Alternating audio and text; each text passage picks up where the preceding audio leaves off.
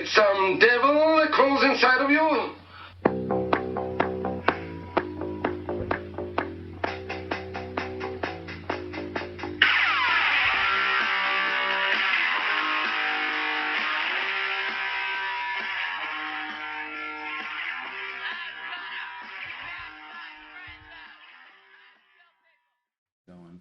I like the grip on them. That's cool. The like hex or like whatever it is. Like BMX pegs.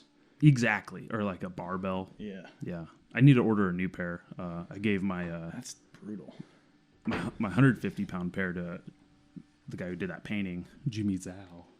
That's his artist name. Super cool. But I don't think I'll ever see those again, so I'd rather him keep them and use them. Yeah. But dude, I've wanted to do a podcast with you as long as you've been I think 2018 you hit me up first. Really? Yeah. Holy shit, When dude. I opened, because I was in the first shop. Yeah. So it would have been around. Really? Yeah, I think so. Wow, I don't get anything done, do I? No, we're both busy doing other things. It's all right. Yeah, that's cool. No time like the present.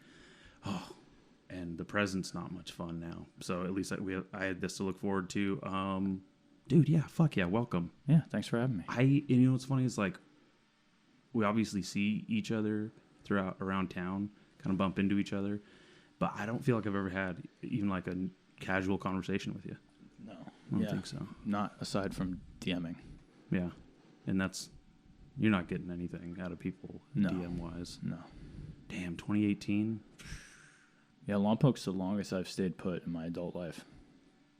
Everyone talks to me like I'm new here, but I'm like, this is the longest I've been anywhere. I consider you to be like one of the important parts of the city. It's like the shop and everything, like the identity of this town. I think appreciate that. Yeah, not to kiss your ass or anything, but I appreciate it. I would be remiss if it was gone, if it was not here, if you weren't here. I love it here. It's managed to, like I said, I'm usually 2 to 4 years, and I get an expiration date, move on to the next. And I definitely planted roots here more than I ever have anywhere else. But Lompoc's rad. It's like I always say it's like a low budget, independent indie art film. Yeah, in a town. Yeah, it's kind of. I went to a crazy wrestling match last night in the what do they call it? Boys and Girls Club. No, the Veteran Memorial. Oh, the thing. American Legion. Yeah. Well, is it that? It's at the end of the very street end there? of H. Oh yeah. That's like a different one. Yeah, but same some thing. type of memorial spot, but it was crazy, totally amazing. And crazy. Yeah, those are fun. I used to talk wrestling all kinds, but when you're actually there, it's so fucking entertaining. Dude, well, Chelsea and I have been going to plays, and it's like a violent play. You know, the dudes are like acting, and they're good, and they're super into it. It like started off kind of like funny, and then it got more violent. Like the last one, they were barbed wire and like bleeding, and they're really bleeding. Like they're putting their bodies through gnarly shit. I was like trying to imagine doing like 30 seconds of what they were doing, and I was like, that would probably kill me. I'd be looking at the clock the whole time. Yeah, and they're all like just big guys with like they have that Hulk Hogan skin, like red tight skin, stretch mark skin, just like tight, like muscly tight skin, and they're getting cut and bleed. It's nice. Crazy. So that means they're doing like it's their living. Serious steroids too. They have tight skin, the muscle styration. And I don't know if it's something from what they're doing physically all the time. Because they're you don't just get muscles right from doing steroids. You do have to work out and grow them. So absolutely, the shit they're doing has got to be putting. And it was interesting to watch them because they they have techniques like they all wear elbow pads, which I think were probably soft. Yeah. It's like one guy took a chair to the back, but you can see the guy swung the chair as hard as he could. Yeah. But in the last minute, he lifts his elbow so the impact hits the elbow instead of his back. Oh. And there's that pad there, so they a little peek behind the curtain. Yeah. Hell yeah. I was always curious. So close. I was able to like really look at everything. Yeah. Yeah. And the people who are closest don't care. They're just enjoying the show. It was cool, man. It was rad. They went out of the ring and like made the crowd get up and threw a guy into all the chairs, like all the folding chairs. Hell yeah, dude. That sounds great. I didn't even know that was happening. People say there's nothing to do here. I'm like, what? Like, are you even trying? Yeah. To like find there's First plenty. of all, go get a tattoo. Yeah, come get a tattoo. There's plenty to do. There's always bands playing everywhere. Like, there's a lot to do for a small random town. It's rad. It is really rad. I'm not still here on purpose, but I'm making the best of it while I'm here. So, what brought you out here, man? Well, I moved to California. Drove to California in a '74 Nova in 2013 with an ex from Jersey. And what color?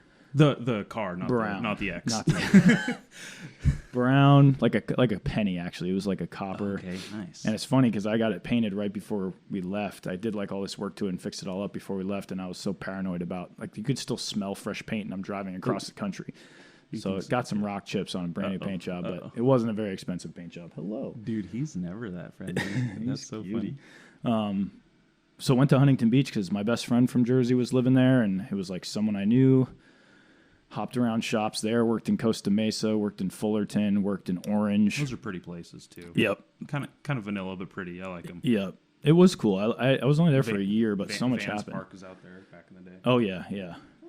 And then got offered that job at 805 Inc. in Santa Barbara and moved to Santa Barbara, met another ex that was from here, and I wanted to open my own business, and I wanted to try to eventually do something incorporating cars, and that wasn't feasible in Santa Barbara. It's would have been like $12,000 a month probably at the least to get a place. Just to get a place. Yeah, so she had her family here, her daughter, her grandparents are here and everything, and I got contacted that a shop was for sale.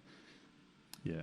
Excuse me. And I bought that shop and changed things up on it and redid it, and that one didn't work out, but I ended up finding my dream shop that I was always envisioning with being able to have the automotive stuff under the same roof. Yeah. It's very meant to be. The most ironic thing is that first shop I named Fortified.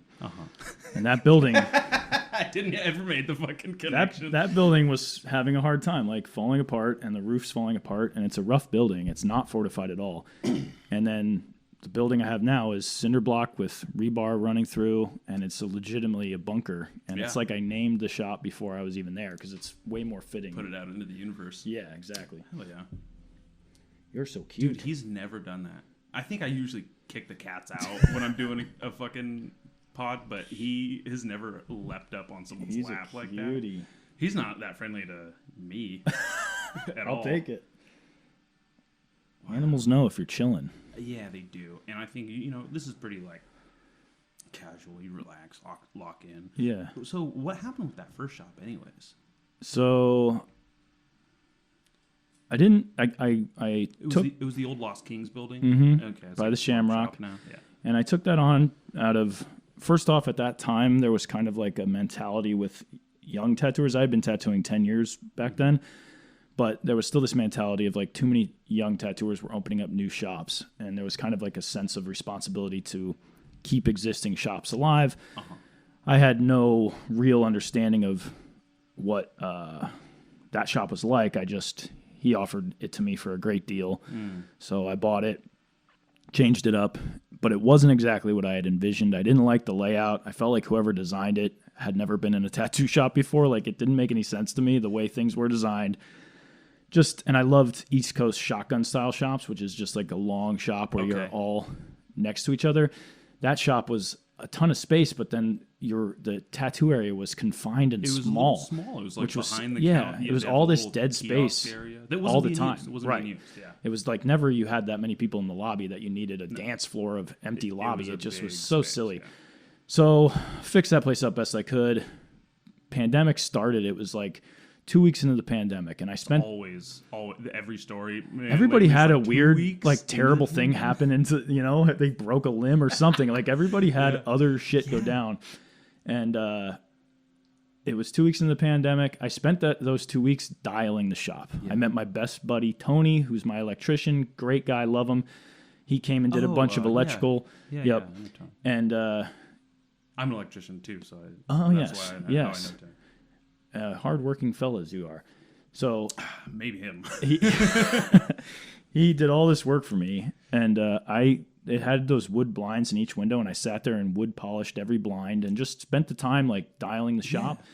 So I'm all right, whenever they lift this shutdown, which at the time we all thought would be 2 weeks or so, I was this shop's ready to go. Yeah, I can't get COVID where you're getting tattooed. Fuck it. Yeah. Well, a couple days later, I get a frantic phone call. You got to come to the shop. You got to come to the shop. And I get there, and it's raining in the whole shop.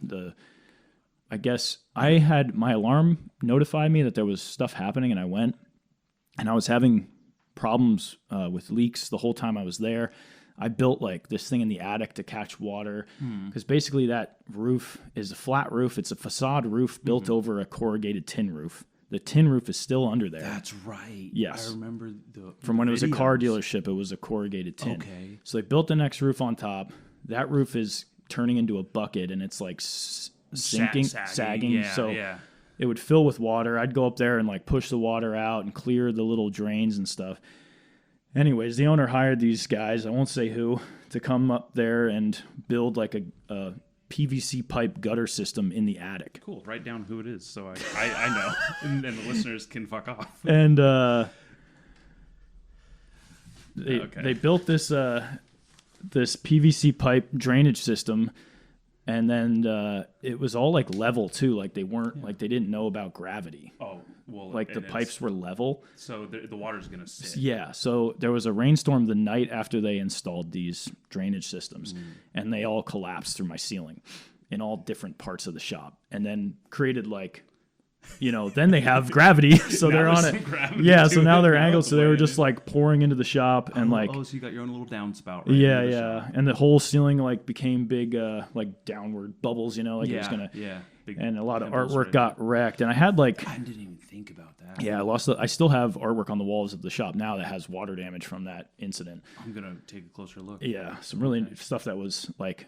Old that survived like 100 years without being affected, and then in my brief ownership has water damage, like old Rock of Ages and beautiful paintings and stuff. But it wasn't like it was probably like 2 inches of water. It wasn't like it was up to my knees or anything. Yeah. But the way it happened, it just made everything wet. Yeah. And we set up what do you call them, dehumidifiers? Okay, and they were filling like the big. What are the big trash cans? 30-gallon? Yeah, like the 50 filling them to the top with water, like just in the air. Yeah, so everything was wet and damp. And it was pissing down this time of the pandemic. Yes, rain like that. I remember taking it was so much rain. Just rain. Yeah. Like, what a dork. But it never rained like that in California. It was so much rain. And then I was already like not stoked about that shop to begin with and dealing with the leaking I had been dealing with for 2 years prior. Like I had to go up there all the time and drain Home Depot buckets because I had them catching all the water up there. Like every time it rained, I'd have to set an alarm when I was sleeping and wake up and go do it. It was 2 years that I was there. So every rain. Really? Wait, you were there for 2 years? 2 years, yeah. Got in 2018, left 2020. Okay. I don't know why. In my head, it felt like a couple months. Showed up. Put the shop together, the fucking water fell through, and you're like, I'm fucking out of here. Yeah. Go fuck yourself. It was a quick 2 years. It was crazy. 2 years, damn.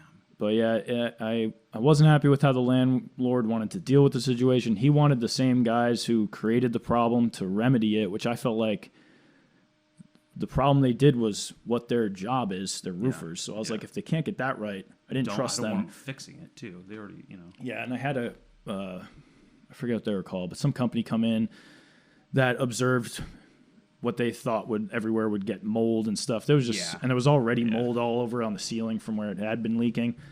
Yeah. So I had already done my lease, and I figured I'm just going to leave. Yeah. Well, I'm going to get this window closed so I can.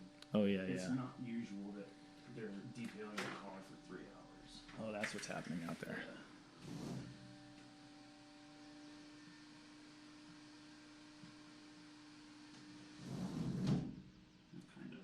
Yeah. Not at all. But it's the thought that counts. I was thinking about it. All right. Well, anyways. That's better. That's definitely better. That is better? Good, yeah. Good. Keep it dim. Keep it chill. Yeah, I wouldn't want those guys touching it either. So yeah. So I left. It got kind of heated with the owner, and does he still own that place? Yep. Okay. And I was so mad at the time. I called a lawyer to try to figure out what I could do, and I gave the whole spiel of what happened, and the lawyer was like a super jerk to me. Like, well, if they're going to fix it, what's the problem? And you can't work anyways because it's the shutdowns, and like saying all this stuff to me. And I was like, dude, I lost a lot of like important artwork and stuff. And then I found out that lawyer represents the roofing company. So I called a wrong ass lawyer and gave all the information. Yeah. But I just wanted out at that point. And I'm so glad it all happened the way it did because it was a while. I don't remember how long that I didn't find the next shop. It felt like forever, but it was probably only a couple months, I guess. I was wanting to find something so I could like get it finished before they lifted the shutdown. Again, having no idea how long the shutdowns would go. Yeah. And I remember I was like just ready to give up, and I was driving back to our house, and I see the sign in the spot I have now, and I slammed on the brakes like in the middle of the street and locked it up. And I look in, and I look straight down, and I see the garage door all the way in the back. And I was like, oh shit, this is it. Am I allowed to curse on this? Oh, you say whatever the hell you want. This okay, is, good. Totally. I thought so. You're not going to hurt my feelings, and the listeners don't give me feedback anyway, so I don't care. Okay, cool. So yeah, all three of them, they're not telling me how it's going. They're all adults. They can hear. Yeah. I did have someone tell me recently that the sound was kind of bad. They can't hear while they're driving. Oh. And I was like, damn, that's when I listen to my podcast. You got to turn up your volume. That's what I said. And he was like, nah, it's just unlistenable. So I got to do some diligence about the mixing. Okay. It used to be really good, but the producer who made it sound really good would never teach me how to do it. And then he ended up he was gatekeeping. We had had a falling out, and then he left, and I was like, okay, well, now my stupid ass has to do it. Well, I think it's going to sound good. I think it's going to sound fine. I have faith. Yeah, I'm not concerned. But the new shop is it's not even a new shop. You've been there. It was 2020, so 6 years, right? Yeah, 6 years. We're doing June is our 8-year anniversary. Right, June 1st. Mm-hmm. Okay, very cool. I haven't been to any of those parties yet. This one's going to be good. Yeah. The only problem for you is that this one, I wanted to do super cheap tattoos, like $50 tattoos, because a lot of people are doing that. Okay. However, the caveat is you must have like 3 or more tattoos done at the shop, or like a very large scale piece. Okay. So it's that way we don't get those randoms that are just looking for quick deals, you know. And if you're not looking to just make a couple bucks, we're doing it like giving back seems more to our clients. Integral. I like that. Yeah, that's cool. And I think we might try to do another fundraiser as well for that. I don't see any issue there. Yeah, believe me, I just haven't been employed in 15 months. It's a luxury. Getting tattooed is a luxury for sure. It's for sure something, you know, when I kicked around the idea of just like never doing any more tattoos, I'm like, I'm all right. I think I'm good. I think I got like just a couple. I think now if I stopped, I wouldn't overdo it or do it in some fashion that would like, I'd regret later. But fuck it. You can't regret them. Even like stuff that I have today that I would never have, or I have now that I would never get today that I got 20 years ago or whatever. You know, it's like a scrapbook. It's a time in your life. It was important to you then. It just becomes like, I feel like the people who just like hyperfixate on old tattoos and they keep wanting to like revamp them or this or that, like move on, get a new tattoo. Like it's a part of my first tattoo, man. I want to get it updated. It looks. You don't need to. Patina's all right. I think patina. I tell you know what I tell. Fell out of it. I get like sometimes older women that show me like a tribal lower back tattoo, and they're like, I got this in 2004 or whatever. And I'm like, yeah, I can tell. Time capsule. Right. But then they say, you know, the first thing they do is explain how long ago they got it. And then they want me to redo it so it looks brand new. And I'm like, I can do that. But keep in mind, now whoever looks at it thinks you got it yesterday. Right. Like, it's cool because you got this in such a pivotal time of getting this tattoo. Yeah. Now you're going to look like you got it yesterday because it's going to look brand new. So, like, I think let patina rock sometimes. I like it in tattoos. I don't like when people have all brand new tattoos. It's like, it looks like you just got started. Like, I think it's cool when stuff has some, like you've been wearing it for a while. Absolutely. It's like, it's vintage, first of all. Super fucking sick. You got a lower back tattoo. Yeah, you know sure. What I mean? And I wouldn't want to update that. That's like it looks just let good it rock. The way it is. I completely respect that, and I hear that. I don't regret any of mine. I think placement. I'm like, man, I should have. Yeah, I got lots of dumb stuff, dude. I got stuff that I for sure would not get today. What's the stupidest thing you have tattooed? What's her name? I have the name of a deceased hamster on my leg that a lot of people think is a woman. It's Amelia, but it was a deceased hamster. Really no, I don't think that. I'm proud of that. But I have lots that I let my friends do on me who weren't tattooers. That was stupid. Like I have a dolphin. Normal. I have a dolphin that says warrior, and it has an anchor on its fin, and it's done like terribly. But I feel like when you're a tattooer, you're gonna be hanging out. That's part of the fucking lifestyle. Yeah. That is the industry. You're gonna be doing shit like that. I one time, in the days where I like would get inebriated consistently, and I was heavier than I am now. I had like a pretty big sized gut, and I brought this girl home once, and I set up my machine, and I let her tattoo a heart in like the crevice of my belly, Yeah. like where my belly. Yeah. But I was so drunk that I didn't really even remember that this happened. And then I lost weight down the road, and I was like, I have this little wiggly heart here. And I kind of came back to me. I'm like, oh my God, that girl Megan, did I let her do this? And it came back to me. She was like, I don't want it. I'm like, you got it, do it. And she did this wiggly heart. So I got some dumb shit for sure. That's cool. Right on. I don't have any dumb shit yet. I like that. It's fun. You can't take it too seriously. We're here so quick, man. Also now, like, just American traditional seems so the way to go. And so... Bold will hold. That's kind of what I've heard. Yep. I have a big eagle on my stomach and a portrait of my grandmother on my chest. You saying that reminded me of the first 2 years you were actually in Lompoc, the shop. Because I remember everyone getting... I did a lot of eagles. Those were sick. Yeah, I wish I got more eagles now. The eagles were popping off then. I did like a bunch of chest eagles. I'd do an eagle somewhere. That'd be sick. But I got the eagle on my stomach. I got pretty much the same timeline. My mentor did a portrait of my grandmother on my chest, and it's a gorgeous, like, realism portrait, delicate, soft. But now, fast forward almost 10 years or 20 years later, Jesus, however long it's been, probably about 20 years, the portrait is like her nose is almost gone, and it's very, like, barely you can see. The eagle looks exactly the same. Hasn't changed at all. Really? Yeah. Same thing. Same eagle. Portrait needs to be. Damn, see? I don't know, man. Fucking American... is there what's your least favorite style that's popping off right now? People come in trying to get some stupid ass... popping off right now. Don't say anything that's going to hurt your business. But, no. You know. Well, it's not popping off anymore, but I was really not stoked about the watercolor trend. Ew, yeah. Those suck. Those are hideous. Yeah. I remember my friend on... Sorry to everyone that has them. Yeah. My friend... I mean, they look like skin bruises. They don't look... My friend on the East Coast, she got like a sleeve done all in this watercolor thing when it was trending, and I was visiting there, and we went out to get breakfast somewhere, and she showed it to me, and I was like, yeah, she knows I don't like it. And then the server came over, and she's like, is that all bruising on your arm, honey? What is that?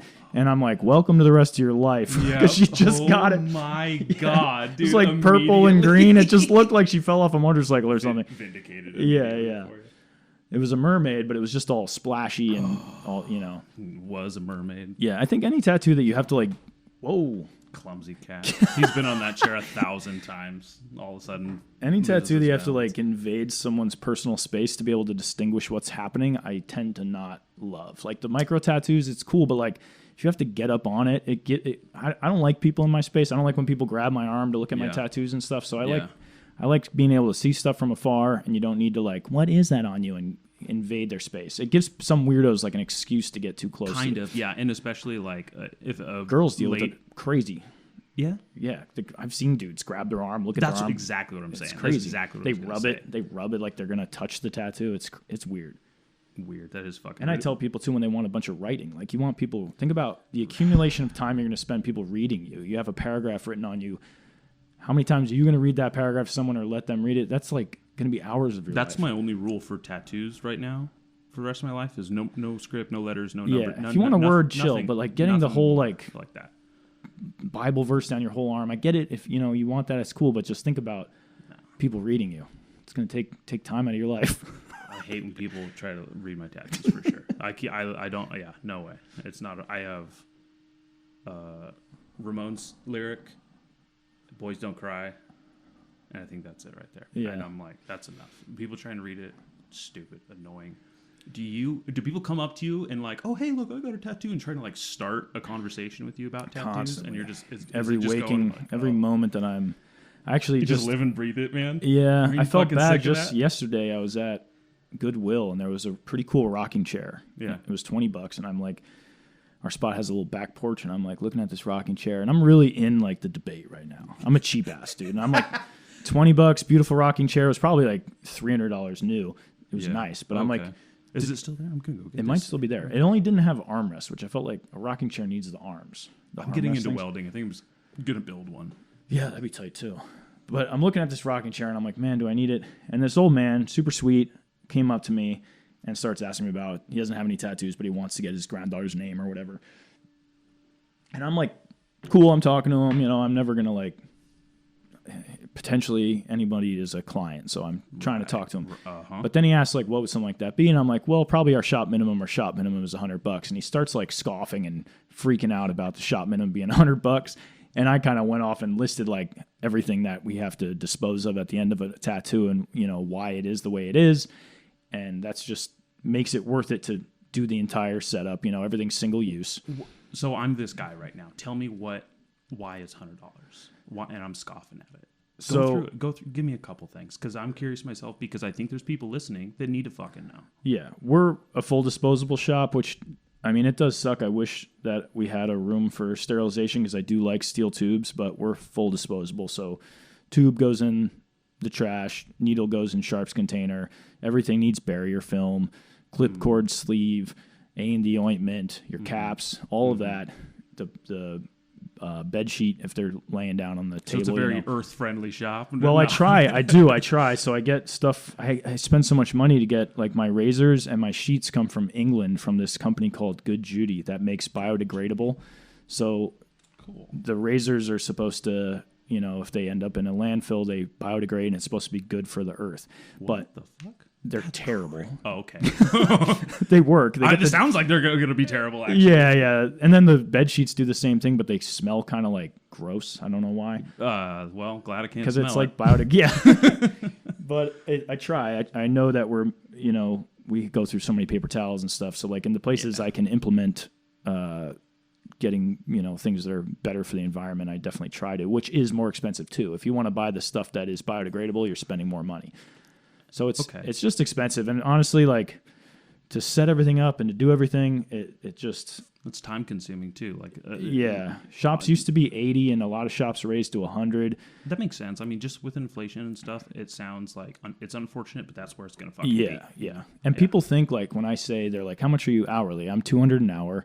So on large scale stuff. And they think that that's the same equation of like working a 9 to 5, which it's not at all. Like if I'm doing a back piece that's $200 an hour, I'm going to spend anywhere from 5 to 10 hours drawing the thing unpaid. It's unpaid. Okay. Yeah. And then they show up and we sit and we talk about it for 45 minutes to an hour unpaid. You get the stencil on them. Sometimes to get a stencil right, you're spending sometimes on a back piece. I've had stencils where it's taken forever to get. Nobody's perfectly. If you're doing a symmetrical back piece, no one's body is symmetrical. So you hate symmetrical pieces or what? I don't hate them, but I'm so OCD that like it will bother you. There's no like. Seldomly is there a perfect thing. It's just about getting it aesthetically to look as symmetrical as possible. But everybody's got a right shoulder higher than the other or whatever. Oh, yeah. So sometimes you battle with that forever. It's literally the hourly is only when needle is to skin. Everything else isn't paid. Yeah, that sucks. Yeah. So you get a free consultation, the drawing. Right. I mean, is there a deposit for the fucking There is, but that goes towards the tattoo. Right, so it's come off the total. Okay. Yeah. Yeah, okay. It's a lot like I do the car stuff too. And that feels like I'm making a lot of money. Like I buy a car for a certain price, fix it up, flip it, and you get this big chunk of money.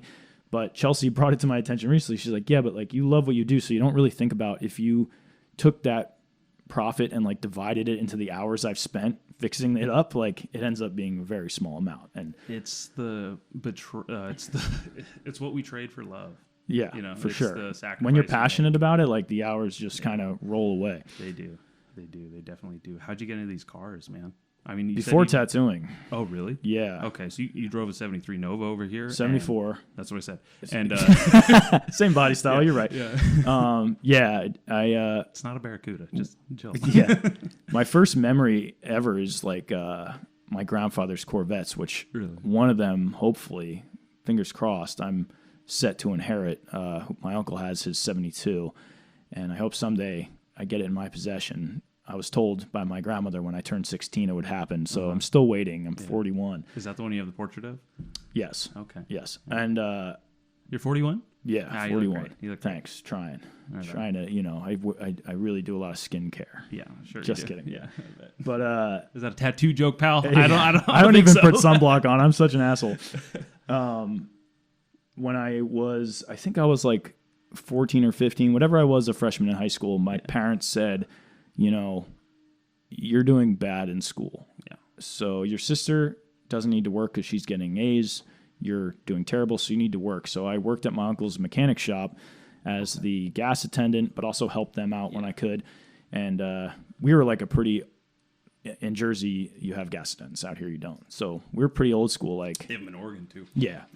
We not only did we pump the gas, we checked the oil, checked the tire pressure, washed their window, like whatever they needed, we did. They need that here because nobody's doing it. I don't fucking do that shit. Yeah, dude. yeah. I'm horrible. Yeah, but worked there 6 days a week, 4 o'clock to 9 during the week, and then like 7 a.m. to 9 on Saturdays while I was in high school. That sucks. Yeah, but once I could drive, I got a CRX, and I was like really getting into cars and working there. Was learning stuff and watching them. Was that your first car? Yeah. Okay. Was a first gen CRX, and then my uncle, like, I probably would have been like maybe 17 or 18, but people started having like a car. There was a Dodge Neon once that had like, you know, a blown head gasket or whatever. And the person's like, to my uncle, like, give me $800, you can keep the car. Like, and then he ended up with all these cars. So he'd call me and be like, you know, give me $1,000 or whatever, you get this car. And my buddy Ed, who works for my uncle, would get cars for deals, and they'd pass stuff on to me. Like, I got a 240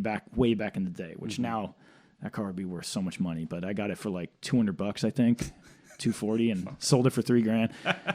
So like, there was great deals that were popping up, and they would help me. Like, I used to make mistakes all the time and have to come to my uncle, and you know, I was doing a seat. I think I was putting a seat in a car once when I was super young, and I snapped a bolt off in the seat. And I had to bring it to him to fix it for me. And one time I had a Monte Carlo Super Sport, and I got new spark plug wires for it, and I just pulled them all out without knowing like which went where, you know, and didn't have like the internet to just look it up. I mean, we did, but I don't think wasn't access like that availability like that. Yeah, so I had to go there, and they drew me like a diagram from one of their repair books on how to put it back. Okay, hell yeah. A lot of learning and being made fun of there, but it kind of made me super interested in vehicles. Yeah. Hell yeah. And then just kept.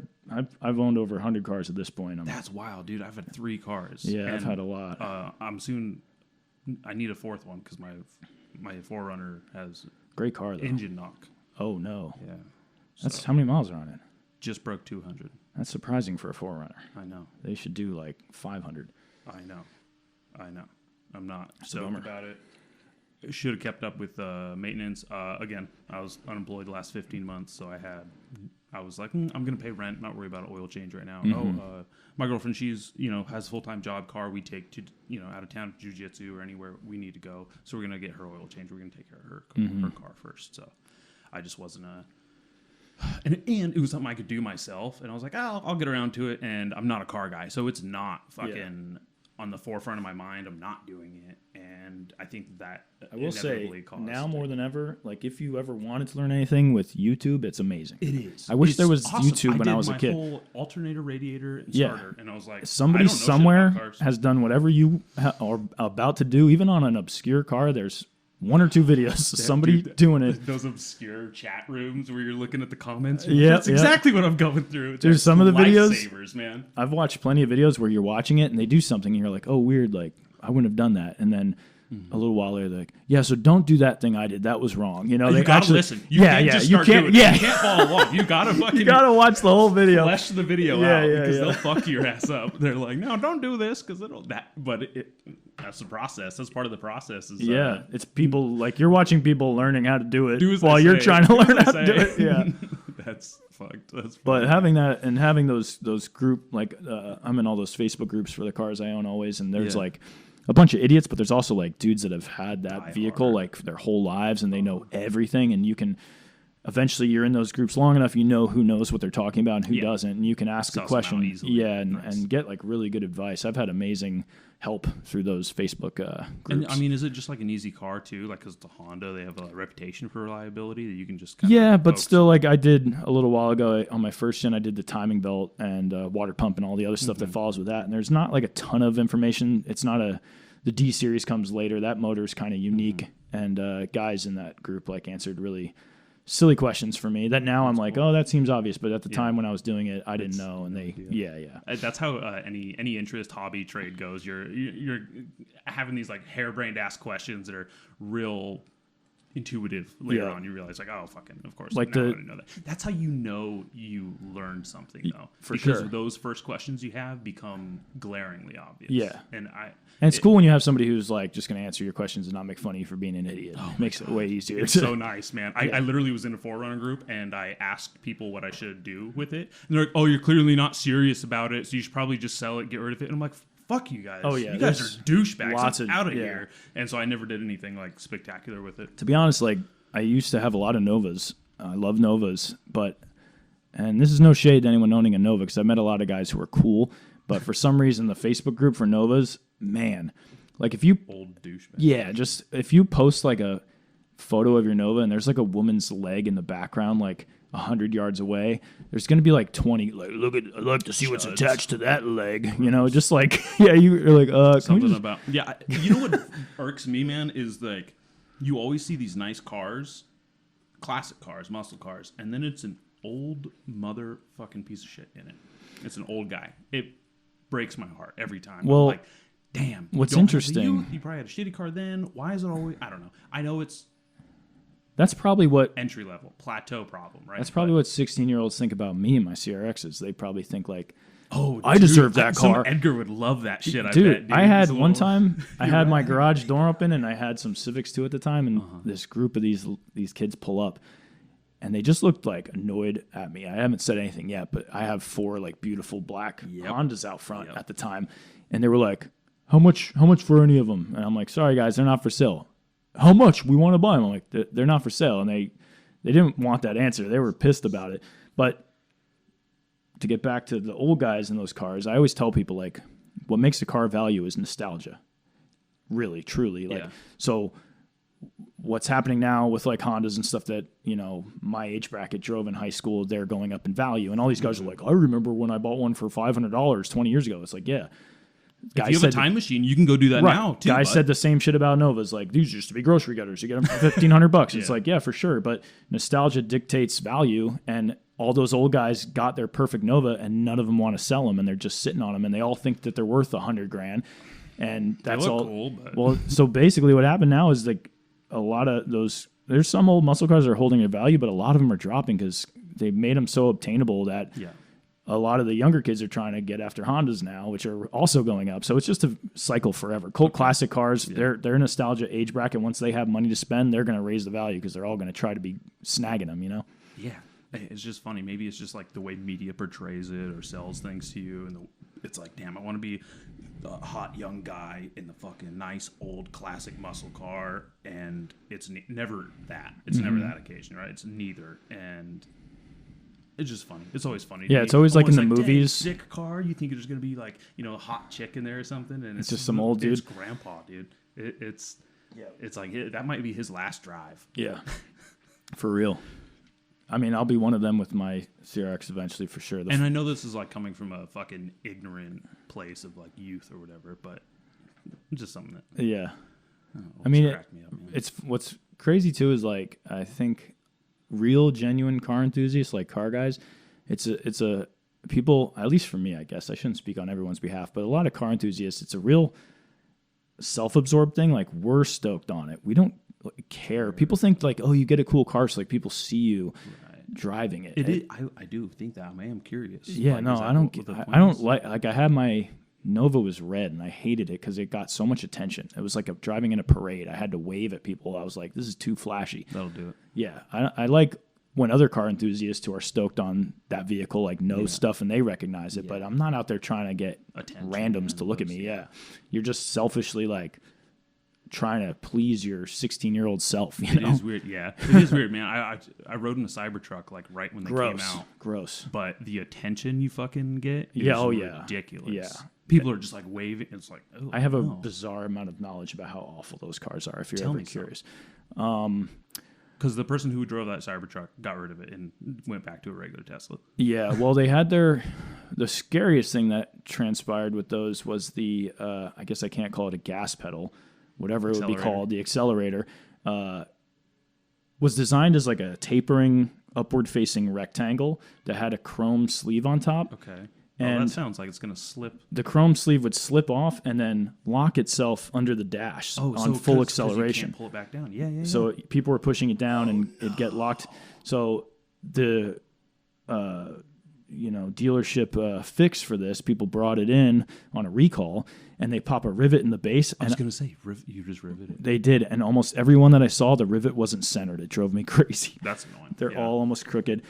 They structural, whatever. Yeah, that. What's really fascinating to me about the Cybertruck and scary. So first off, like all our highway barriers and everywhere can't contain them. They're too heavy. So like you have guardrails to like protect houses and stuff. Yeah, it'll blow right through those into the next lane, wherever it needs to go. They can't contain them. So I don't know how legally they were allowed with that. Also, like there's the 5 mile an hour rule, which is like if a pedestrian's hit at 5 miles an hour, the impact they can't like get injured from. And those things seem to negate that. They have because of their size. And they're just sharp edges. Like they're not. I don't think it's very aesthetically pleasing. I feel like he paid off somebody to get that thing on the streets. Because also the taillights, like how are those taillights legal? They're like so thin and small. I don't like where lights are in general on cars. Everyone's got the fucking LEDs. Yeah, the lights got crazy. I like the old halogens personally. I like the yellow light. Give me that. Same thing. Like even with you go blind now trying to drive. It's ridiculous. I'm like I feel like an old fart, dude. I can't drive at night. Everyone's new car blinds. Yeah, dude. And my cars are low. I'm like in the CRX. I'm getting blasted in the eyes. I don't get the low car thing. That's one thing that stresses me out is because I drove the 4Runner for years, and it has just like a little 1-inch lift, and I'm God. I can see everything. Oh, it's nice. Amazing. And you know, to have that vantage point is so great. Important to me. I'm like, I don't know how people don't do it. And now I drive that big fucking work van out there, and again, it's like that's an NPC car is the big work van, like Sprinter vans. Mm-hmm. No one looks at you in those things. Yeah. I pull right up to people, stare at them. They're just like, oh, the help's driving by. They don't look at anyone in this. What's funny is if I have a Jeep and I have an Astro van, and they're both pretty big. If I'm in either one of those, people like don't cut out in front of me. People let me get through. I'm in a CRX, and for some reason, they're like, oh, this thing's tiny. I'm just going to cut in front of him. Like they think just because... right over it. Yeah, they're like, just because I'm in a bigger vehicle, you no longer have the same, safety precautions I'll give a human in a large vehicle. Like it's so strange, but I get cut off left and right. Small fish. Yeah. Oh, you're small. I'll cut right out in front of you. They act like you don't exist. It's frustrating. I lose my mind with that. I used to drive a F-250 and it is amazing. People just get out of your way. Get the fuck out of the way. And I'm like, I feel pretty powerful here. Yeah. It's like, oh, that person's in a small car. I'll risk their life. I don't care. Yeah. I have this joke I was like, man, I hate how everyone gets all the shit for having their big lifted truck. You know, oh, what is the guy? Must have a fucking tiny dick or whatever. And I have a small dick. Can I get the big fucking truck now? I would love a big ass truck, dude. That'd be awesome because I got a little SUV. It's not working. Yeah. Rod knock now. I had a Silverado once, but it wasn't like tall. It was just pretty stock. I've never had a super tall, big vehicle. I don't want a giant. My mom had a lifted truck and she could barely get in and out of that. Right. It started like hurting I'm short too. It's silly like to jump out of a like. Oh, to have like. Yeah. There's some hang time when you're exiting a vehicle. My head's to the rocker of the car. Yeah, that's fun. Yeah, not that big, just like a little one. Like there's this like work pickup out here on the street, and it just has like a little jack, just like a little lift, and it's like perfect. Yeah, my Cherokee does. My Cherokee, the guy before me did just a little bit, and just enough. Cherokee, is that XJ? Yes. What's XJ? Was that just 12? Trim? That's fucking AF. XJ Cherokees are like the boxy style. The Grand Cherokees, they rounded a little bit. Okay. And they're amazing vehicles. They're amazing every aspect other than gas mileage. Well, that's okay. You know, because... Not right now. Not right now. I was like, there, no redeemable quality was popping up, and I was like, nah. But they are tanks. Fucking sucks now, but they're tanks. Are they reliable? Because I haven't heard good things about Jeep throughout my life. Jeeps are good until they started putting off-road rated on them. As soon as they started getting that badge, whenever Fiat bought Jeep, I think it was like 2010 if I had to guess, but I'm not sure when. But the 90s, early 2000s, Cherokee ran from till 2001. The 2001s, though, avoid them. They changed the cast of the bottom end and the motor the block can crack. But that's a bummer. Pre-2001, yeah, they're amazing. A year ago, I'd have no idea what the fuck you meant by that, but considering the 4Runner right Sorry now. to anyone who doesn't know what I'm talking about. Yeah.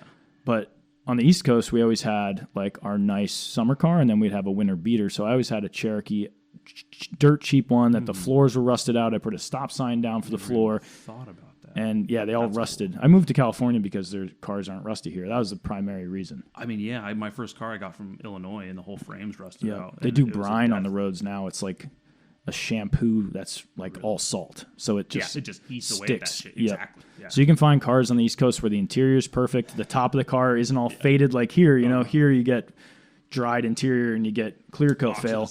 Yeah. Out there, the top's great. Underneath is all falling apart. Weird. Yeah. My top coat's gone, and it was a salvage title too. It was totaled during a what do you call it? Hailstorm in Wyoming. Yeah. Yep. The 4Runner was. We used to get that too. We get hailstorms on the East Coast, and I had a neon that I bought, another neon from my uncle that had a good hood and trunk, and I swapped the hood and trunk from the hail damage, but the roof still had it. But it was a little better. That's pretty close. Yeah. Damn, Dodge Neon. That's an ugly car. You know what? My first car was a 98 Ford Taurus, so I have no room to. At the time, that car was not slow though. I was having a bunch of Hondas before that, and a neon popped up, and I grabbed it from my uncle's shop, and my buddy Ed actually had it for a little bit, but I got it from him, and that thing, I was pretty impressed. It was not a slouch. So you've never been like without a vehicle or in need of a vehicle? I've barely ever been without multiple vehicles. That's hilarious. I've been homeless and had like 4 vehicles. In Jersey, I lived in a Cherokee, and I had a Nova in my grandfather's sounds garage. Like you had a closet. And I had stuff hidden everywhere. Pantry, a couple cars to hold some shit. Yeah, luckily people who would do it for me. Definitely, it's like an obsession for sure. That's funny. Holy shit, man. I feel like it's so funny how other people drown while others die of thirst. Is the way I've been seeing it on the internet lately. Like I'm borrowing my dad's Tacoma right now, and I hate it. It's a little... Tacoma's a great car. I know, but it's like a 4-cylinder, 2-wheel drive. I don't like it. Yeah. I've been driving the 4Runner for almost 10 years. Oh, yeah. It's awesome. It's fucking 4-wheel drive, rear wheel, obviously. And it's I would get so bored with driving. Like, I like having multiple cars because I get bored quickly, but I don't because... You know, I'll drive a car for a couple months and then switch and drive something else, and you're like, oh, I forgot about how good this car is. Yeah. It is nice. It is kind of interesting because I'm switching between my girlfriend's car, my dad's truck, and then the work van. Yeah. So it's like I forgot how the 4Runner felt.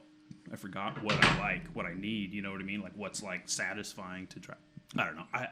They're another vehicle that's gone up a lot in value. Yeah, tell me about it. I was looking at maybe I'll just get another 4Runner because, like, you know, you have a couple of those. I could totally see myself being like, that's the lane I'm gonna stay in. Yeah. You like that with Hondas, maybe. I don't know how the Astro van came to be, but that thing's fucking sick. That's my second, but actually it came because I was a flower delivery boy when I was young, and it was an Astro van, and I used to do big burnouts with it with the flower delivery sign on the side. And, hell yeah.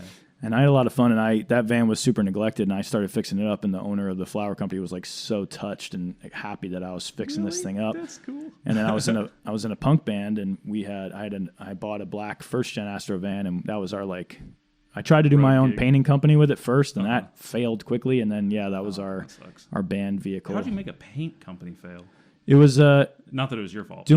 I became a level 1 faux finisher, so it was like Venetiano, Marmoreno finishes where you like mimic marble on the wall. You know, you like burnish it, and I could do wood graining and stuff. I worked at a place mixing paint, and they taught the classes, and they let me take the classes for free. So That's sick. Fuck yeah. So I was 20 probably, and I was like, I'm gonna start my own company, and hired my buddy Greg and got everything I needed. And the problem was, had I done everything I did, but like 10 years older or 5 years even, I was so young that all these like rich suburban housewives were making me do these crazy, like probably it would have been a $2,000 job, and they're like reluctantly giving me $300, you know? So it was like beautiful work I was doing. I had the van, was doing all the work. And I remember it was actually, I did a marbleizing in this Italian family's house that you used a trowel and you got to burnish and like tennis elbow by the end of it. It's so much work. And they gave me $500 for it. It took me the whole week. I ran into my guitarist in my punk band. He had just gotten a tattoo on his arm, and it it was big, and I was like, man, how long did that take? And he was like 2 or 3 hours. I'm like, what'd that cost you? And he was like, $500. And that was when I was like, oh, I'm not doing this anymore. I made the conclusion as you were telling the story. I was like, wait till this guy knows about tattoos, man. I was like, all right. So you were 20 when you started getting did you even have any tattoos yet?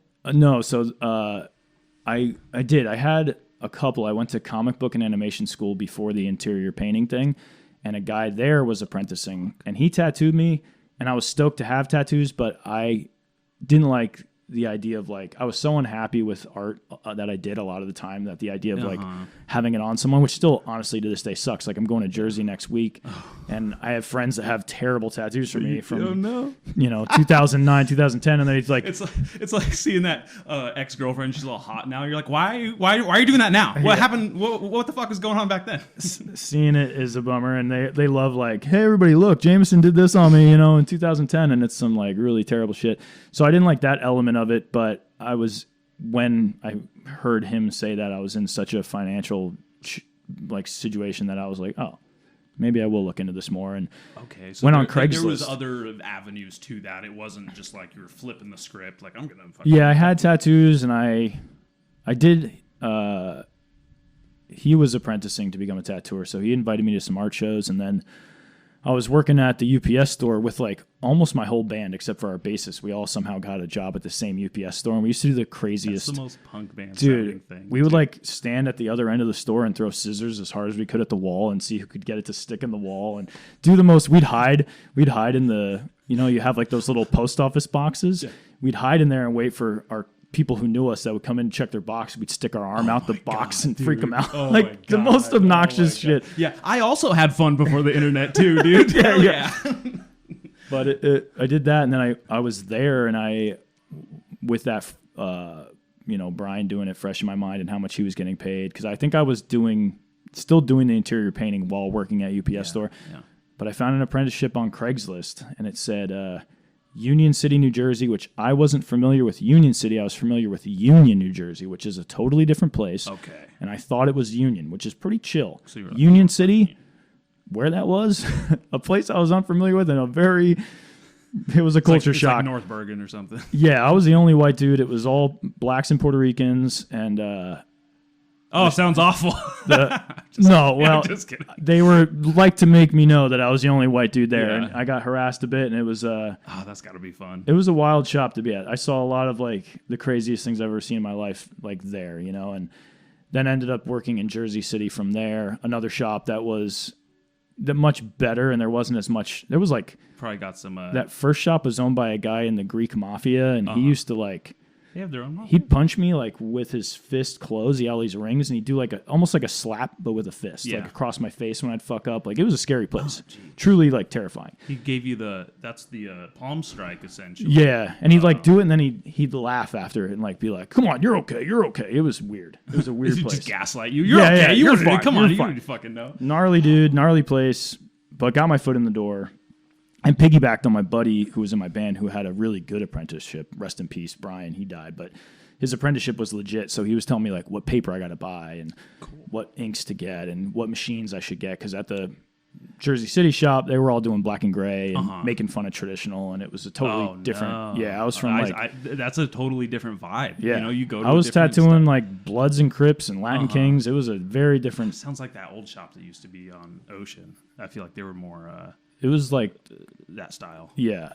Where I started off tattooing was quintessential of what my mother thought all tattooing probably was. It was really not gang members. Yeah, just a wild. That's cool. He used to send me, the first guy in Union City used to send me to the train station, and I'd pick up these dudes in suits that didn't speak English, take them back to the shop. They'd all go in the back, and then I'd take them back to the train, and they'd have a briefcase, and I'd go. And he'd tell me, like, put a new Sharps container in, and the Sharps container was full of syringes. Like, they were shooting up drugs and buying drugs off them or whatever. Okay. Yeah. I was like, what could it be? But that makes sense. Yeah. I actually had a question about fucking Sharps containers. I have some peptides that I am going to inject in myself. What is that? I don't know what that is. Peptides is it's like a... You know what? I don't know how to describe it. It's something that your body creates and produces on its own, but this is exogenous, so it increases the actual kind of like how people do hormone therapy, but peptides are like a vitamin, nutrient, or substance that is actually created, and you introduce it exogenously, and it's supposed to help your. Just cough right into that mic, dude. Don't even worry about it. It's a burp. Okay. Well, dude, we used to. I used to be part of the show, man. You don't have to be polite here. You don't have to be polite here. This is called bad etiquette, not fucking that's polite. True. You're right. I'm fucking up the whole. And you know what's funny is the one of the reasons I wanted to have you here for so long too is tattoo shop etiquette. Yes. So I'm gonna take a break in a second. I'm gonna take a piss, but I want to ask you about that and talk to you about that. So, but wait, so what were you asking me about sharps containers? Oh, so I'm gonna put the needle in my tummy fat so I can get the peptide in there. What's the outcome of peptide? What is it? Oh gosh, it's like for working out or something. Yeah, it could be. Yeah, absolutely. This one is for healing because I have a damaged knee, so this is like for healing. Skateboard. Yeah, I did it in jiu-jitsu, but I would like to go skate again, so it's important to have. I want to try it. My buddy, he actually got hurt in jiu-jitsu, did these peptides, sent them to me, and I was like, fuck yeah, I can't afford these. You know, this could be like a $500 little bottle or whatever. So, I don't know. What do diabetics do when they use their fucking insulin needle? They just throw it in a sharps container? They give it to the pharmacy? They probably have. How do you dispose of that? never... What do you do? No.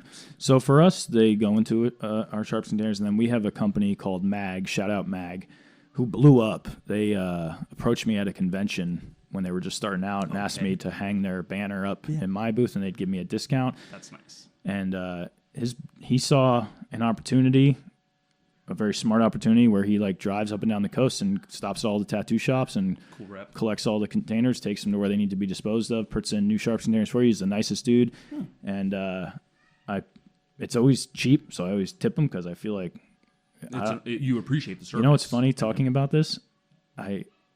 When I bought that other shop and the ceiling collapsed, I went up in the attic and I found like 6 sharp containers full to the brim wrapped in duct tape. The dude he was such an idiot. He didn't know what to do with them. He was throwing them in the fucking attic. So potentially there was raining needles, you know, had the ceiling collapsed where they were. Sounds like the fucking getting rid of a body, right? Out of sight, out of mind, like so stupid. Yeah. Well, at least they were duct taped. They ain't open. Yeah, he duct taped them. He's trying something. Sometimes you just forget about old container of needles in your attic. I have like 4,000 used needles up in the attic. I'll tell you, man. I go into attics all the fucking time for my job. Oh yeah, you find some crazy shit up there. Yeah, you know. My biggest fear is I'm going to find something so illegal that I have to report it. Right. You know, but thankfully, haven't done that. And I'm not snooping enough. I'm not opening people's stuff when I'm up there if they have like trunks and shit. But yeah, it's sometimes going in the attic's pretty cool. Yeah. I found some. There was weird stuff up there, like stray ammo from this old cop's house. Oh wow. Know, just like old 45s and stuff, and like old 22s, and I was like, there was like weird like 1960s Christmas decorations up there from like the building when it was like new that were just left up there. So I love when you see vintage shit. It's like a time capsule. Yeah. I love that. You know what's crazy is I'll go and I'll see someone's Coke can or like their beer can from when they built the house. Oh yeah, and it still has the like pull off tab. And I'm like, holy shit, this has been here. Like this is worthless, but this is a fucking artifact up here. And it's cool that it hasn't been touched. Like you're the first person to touch it since that dude had it up there. That's crazy. So weird. Basements too. I miss basements on the East Coast. Basements were so cool. My friends had like their dad's creepy untouched basement that had the old fridge and pool table. Ooh, that's sick, dude. The beer fridge. Yep. Hell yeah. Yep. I used to actually kick it in my grandma's basement, and my uncle and grandfather had like every issue of Playboy down there. Really? And I read them all. Like I was so excited to find them. I wouldn't be reading much. I looked. I was young, and then my mom found out. I did read a lot of the articles. They were interesting. I was like, oh, that's we the didn't old have joke. the internet, so they were interesting to read these like provocative articles. Fuck yeah. And then my mom found out, and she cried for days, like as if I. What a sweet Catholic lady. So so she made my grandmother throw them all away. Oh. And what's ironic is one of those issues I remember to this day was the first issue of Marilyn Monroe, which I think is worth $500,000 now or something. Might be worth $1 million to be honest. Yeah, where did I? Yeah. Big money. I'm familiar. Yeah, it was all in this like little hangout area in that basement there from probably when my uncle was in high school, and I used to go down there, and there was barely any lighting. I was like under a dim bulb, you know. You didn't have a cell phone in your pocket to pull out the flashlight, so there was like no lighting. Trying to read. Brutal. Yeah. That's the fucking core. I miss basements, right dude. There. Basements are sick. All right, I gotta take. Yeah. I might do the same. They have a cat that sits in the window and has like a little Hitler stash. Mm-hmm. It's like hilarious. Like you couldn't, and he Kittler. There we go. I've seen that before. Kittler. Hell yeah. Yeah. Exactly. All right. Where were we? Oh yeah, You were gonna ask me a tattoo etiquette. So there's a few things I've learned over the years. Mm-hmm. Apparently, tipping is appreciated. Yeah, good to know. It's not required, especially in my situation where I own the place. But if you're getting tattooed by someone who is working at percentage, definitely they appreciate tips for sure. Okay. Like I made 50% my entire career until I owned Fortified. Damn. So I made half of everything I made, and I made good money. So they made good money for me. I was gonna say 50% of what I do would be great. Yeah. That sucks. Yeah. That sucks that you guys make. Sounds like you make better money. Yeah. than other trades. I was kind of like making fun of it, the tipping part, because I got a couple of like cheap apprentice flash tattoos, and I didn't tip, and I didn't know. And I felt like, and I did the other faux an apprentice is also like, people tip apprentices, that's great, but also like you're in that situation, they are underexperienced, so you're like giving them the option to learn on you, essentially. Yeah, so, you're trusting them with the business, for sure. That's enough of a tip. Got it. All right, hell yeah. Line shot across the bow. You got it, man. Fucking, I did the other faux pas where like I went and got a tattoo and I had like 3 friends come in and hang out to like watch. Yeah, people like to bring the gang for sure. Yeah. Bringing one friend's usually good. But man, when I worked in Santa Barbara, and especially like if the cruise ship was in town, it was like a whole army of people come in for the one tattoo. And the hard thing with that is like constant is there's always, for some reason they're, especially if they're nervous about getting tattooed, they're in the middle of the tattoo, and all the friends always seem to think that to like calm the situation, they make them laugh. But that's and I'm tattooing hilarious. Them. I think that's gonna happen. They all do it, and then they start moving and laughing, and I'm like, all right, guys, like try not to make her laugh, try not to make him laugh, whoever it may be. I'd be, dude. There's no way I'd stand that shit. It's frustrating because that is always the case. Like there's always a sense for them in that situation to make the person getting tattooed laugh. Yeah. So that makes it tricky because like every movement, shows. you want to sit still. Yeah. Okay. Got it. Yeah. The crowd thing. Tattooer is the terminology. Tattoo artist is not really used. People use tattooers. I've always said. How does that make you feel? I've always liked tattooer because if you're like a sculptor, you're a sculptor. Right. You're not a sculptor artist. Right. If you're a painter, you're a painter. Mm-hmm. You're not a painter artist. So for me, sounds like you were though. Huh? Sounds like you were a painter artist. You had some pretty cool fucking marbling. Yeah. Faux finisher artist. It's just like it's redundant in my mind. It's kind of like how here they say cheese pizza. In Jersey, if you wanted, pie always has cheese on it. You say plain. I'll take a slice of plain. Out here they're like plain. But cheese, if you say I want a slice of cheese, they're probably going to put extra cheese on it because cheese is always an ingredient. So it's redundant to have like. Not here. That's like, can I get do no cheese? They do a cheese grilled cheese? Okay, that makes a lot of sense. That one just like makes perfect sense actually. And now I'm never gonna be able to. So for me, tattooist is what they say in some other countries and stuff. I like tattooer. I think it sounds like very like to the craft. I think so. Yeah. But people I've had people like in forums and stuff be like, you don't even know what you're called. You're a tattoo artist. You're saying tattooer. You sound like an idiot, and that's like the term they've been using forever. Like. The tattoo artist thing is, I don't know. To me, it just sounds more like I'm an artist. Yeah, you don't understand. I'm an artist. You don't know what I do. Yeah. You don't know the depth of the shit I put on these people's bodies. Damn, I have a couple coming up now. A couple good ones. Just to run through a couple. Tattoo shop or tattoo parlor? I like shop, Shop. but I don't have a preference. Like if someone says parlor, that's chill. I just think I like saying I'm going to the shop. Yeah. And in my shop, also having a shop in the back. You know, it's like So you have a shop in the back, like you do the car restoration maintenance, or nothing like heavy back there. But I got my toolboxes and. My first idea was to do the podcast in there. So thank you for coming over here. And I was gonna say like, hey, if this is awful or it's hot back there. I can't believe this motherfucker's still vacuuming over there.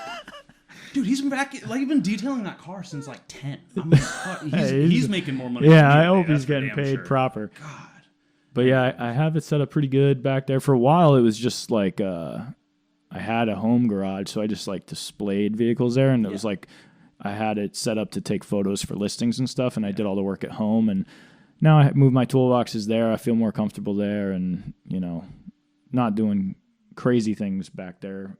For sure, but keeping it clean, keeping it tidy, and doing whatever I do back there. That's a cool spot. Yeah. I was stoked to be able to go back there when I got my first tattoo there. So you did get a Sarandon, actually. Sarandon tattoo. What was it? It was a.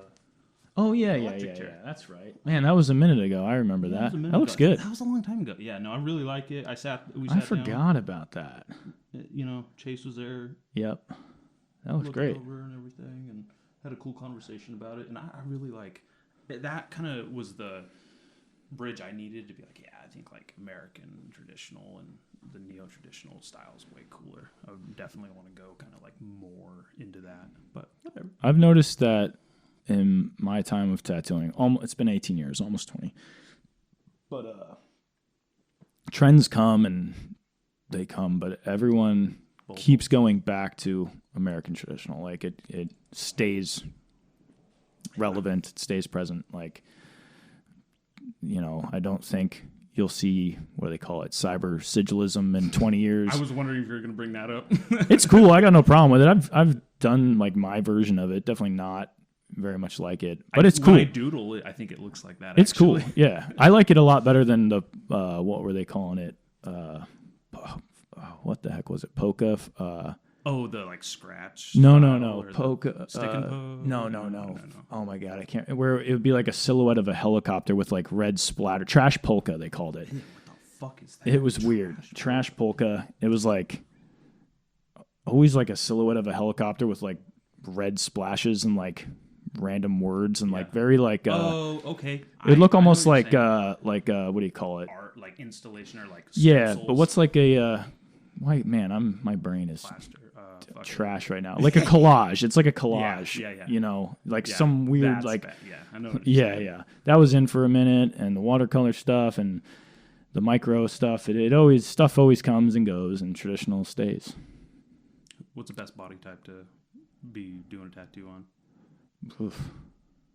Best body type. I mean, for sure, like 20-somethings have the skin. You get older people every once in a while that don't go out in the sun a lot, and they have good skin. But for sure, like the 20-somethings have the good skin that usually heal fast and heal better.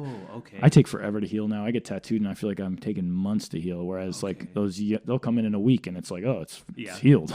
You're already healed. That's cool. So yeah, probably that. Definitely people who take care of themselves, moisturize and stuff, generally easier to tattoo.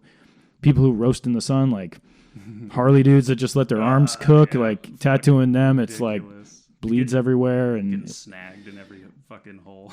Yeah, they'll have out in California, I got it way more than the East Coast, but people have like those little white circles on their arms are like sun spots. Yeah. And I've had incidences where you they're there, so you very lightly go over them, but they'll fill like a swimming pool. The ink will just like, it's like they're hollow inside. Okay. Yep. Weird. Yeah, so that's I never even thought about tattooing that old weathered sun skin is tricky for sure. My shoulders are fucked. I was talking about how a long time ago at 805 there was I think it was a mother-daughter, maybe a grandmother-daughter or grandmother-granddaughter, whatever it may have been, but they got tattooed together at the shop. The young girl's tattoo looked perfect. The old lady's tattoo didn't look perfect. And the old lady came in flipping out about it, all pissed off. How come her tattoo looks so perfect and mine doesn't? And it's such a hard thing to have to explain to them. Well, your skin truth sucks. Yeah. Sorry. She's 20. You're not. Check, lady. Yeah. Fuck. That's hard. In Santa Barbara, they don't want to hear it in Santa Barbara. They don't want to hear it in Santa Barbara. Yeah. Man. You have the skin of a 20-year-old. I just fucked up the tattoo. Sorry. Damn. I haven't seen so much plastic surgery around here until going to Santa Barbara and talking to some of the clients. I'm like, oh fuck, like you guys do it here too. Yeah. I thought it was just like a famous people thing, but it's just like oh it's yeah, like an old people it's thing. huge. I don't get the plastic surgery thing. I'd rather just look old. I'd rather just look a little old. Just take better care of myself. I don't know why you'd rather look like a lizard. Yeah, it's wild out there for sure. It's a different. I like Santa Barbara a lot, and I had a lot of fun there, and I have great friends that I still have from there. But the whole time I worked there, I felt always like I was providing to a community and not part of a community. In Lompoc, I feel like part of a community. Oh, fuck yeah. So that was a big difference for me. It felt like I was, we had a camaraderie like us and the servers and the bartenders and stuff, and we're all just providing to these elites almost. And now it's gross. Yeah, it feels way cooler out here, yeah. It is weird. I hate that too. Like when I learned electrical in San Ynez, and a lot of people would be just moving up from LA right after the pandemic, just buying new houses, just driving up fucking real estate, and it was just like they didn't know shit about rich folks are weird, man. They're so out of touch. Yeah, it's so funny how a little bit of money, when you really separate yourself from the community, like you are out of touch, not just with like the local community, but like a lot of basic general camaraderies you're going to have with people. And I'm really getting to notice it more and more and more every time I talk to, because I'm going into like fucking $6 million houses sometimes, and I'm like, you're not even fucking human, are you, dude? Like you're in a whole different sphere of interactions and mentality, and I'm like, damn, I don't know. I'm not saying like I was like, oh, fucking School of Hard Knocks, grew up normal, bud, working class, but fucking Lord, I feel a little more down to earth. They at a certain point, and this isn't everybody, obviously. There's rich people who are cool, but there's a lot of them who start to just talk to everyone like they're the help, like every encounter you have is just the help for yourself, and that is a weird way to be, and that was a lot of the encounters I had. That's so gross. It's weird. Yeah. Although I will say I did go to a house where it was rich house, brand new house. Rich house, it was like a couple $1 million house. It was nice. It was in Santa Barbara.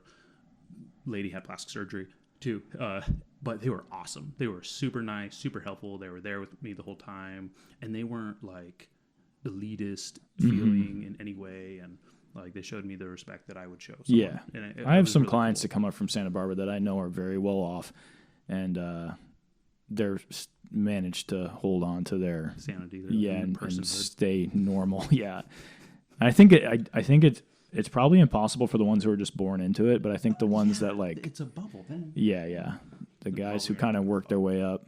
Yeah, you can tell who guys had to earn it. Yeah, for sure. Yeah, a little more honestly. Yeah, they're very detached when they just came into it. It's different. What were we just talking about? I had a little sidebar. I wanted a little tangent. Do you have any more etiquette tattoo questions, or was that? Kind of. You like answering them? Yeah, they're good. I got good questions. You're good at this. It's like you've done this before. A couple times. A couple times this year. What's the ideal client for you? Like, the way people, because I've shown up, tried to talk about getting a tattoo with someone, not at your shop, of course, and honestly, a lot of the times, tattooers are fucking dicks. I don't want to be anywhere near them, and I'm like, it's not worth getting a tattoo if I have to put up with you guys. I don't know what the trade is to where, I mean, obviously you guys are probably sore as hell, hunched over constantly. Yeah. And I'm a dick about everything, so it's not exclusively tattoos. Like, see, that's kind of like in the car world, even I hate people that are a pain in the ass, and I articulate. I'm very blunt. Your marketplace, or that shit is. Oh my yeah, favorite. the listings. When people come at you with some dumb shit. What's the lowest? Like that. The price that's up there, bud. Right. Why am I going to negotiate? Like not even a haggle. The art of the deal is dead. Yeah. The art of the deal is gone. Yeah, and I think. Trump I don't ruined it for everyone. Yeah. I don't lose patience with ignorance in any format. Anyone who's willing to listen to what I say and they don't know, I think that's totally fine. I have all the patience in the world. It's the people who think they know more than I do and want to dictate. Tattooing's tricky because like you take a lot of careers, being a chef, being a mechanic. You don't have the customer or client standing there with you telling you what wrench they want you to use or how they want you to turn your wrench, or how much garlic to put in your like. That is the tricky part, because you become to a point where you feel very confident in what you're doing, and you know better. Yes, you know the right recipe for how this should work, but you have to be thrown all these curveballs where someone has all these things that they want to implement so that they feel more part of the creative process of coming up with it, and therefore makes it more symbolic for them, or whatever it may be. I get it. You're wearing it forever, yes, but it's my profession. It's what I do every day, so it's tricky sometimes to have them there kind of guiding you and coaching you. I've had plenty of clients where I ended up just having to give up the resistance. Like, they're picking every color they want out of my drawer, and I'm just like, and there was one in particular at the end of that tattoo, they wanted to get another. I said, you know what? No, thank you. I think I'd rather not work with you. And I'll do that all the time. Like, my sanity is more important to me than money at this point. Good for you, man. I want to give people good tattoos. I want to be proud of the work that I do. I want it to represent me and my shop correctly. And there's people who have no artistic understanding. They don't understand color harmony or anything, and they start dictating how they want it to be. Yeah. And you don't want to piss them off, so you're trying to be accommodating, but sometimes it's really tricky. So I think I've done that, I don't know, over probably thousands and thousands and thousands of conversations where I've had to kind of fight for greatness. I've had to try to convince them to let me give them the best possible outcome. I don't care what you saw on YouTube, man. Right. Oh, I'm doing it my way, this way, which is a good way. Go to that person. Yeah, I'm not trying to trick you. I'm trying to give you the best outcome. Like, that's always the thing, is it feels like they're defensive, like they're ready to fight with me on what they want.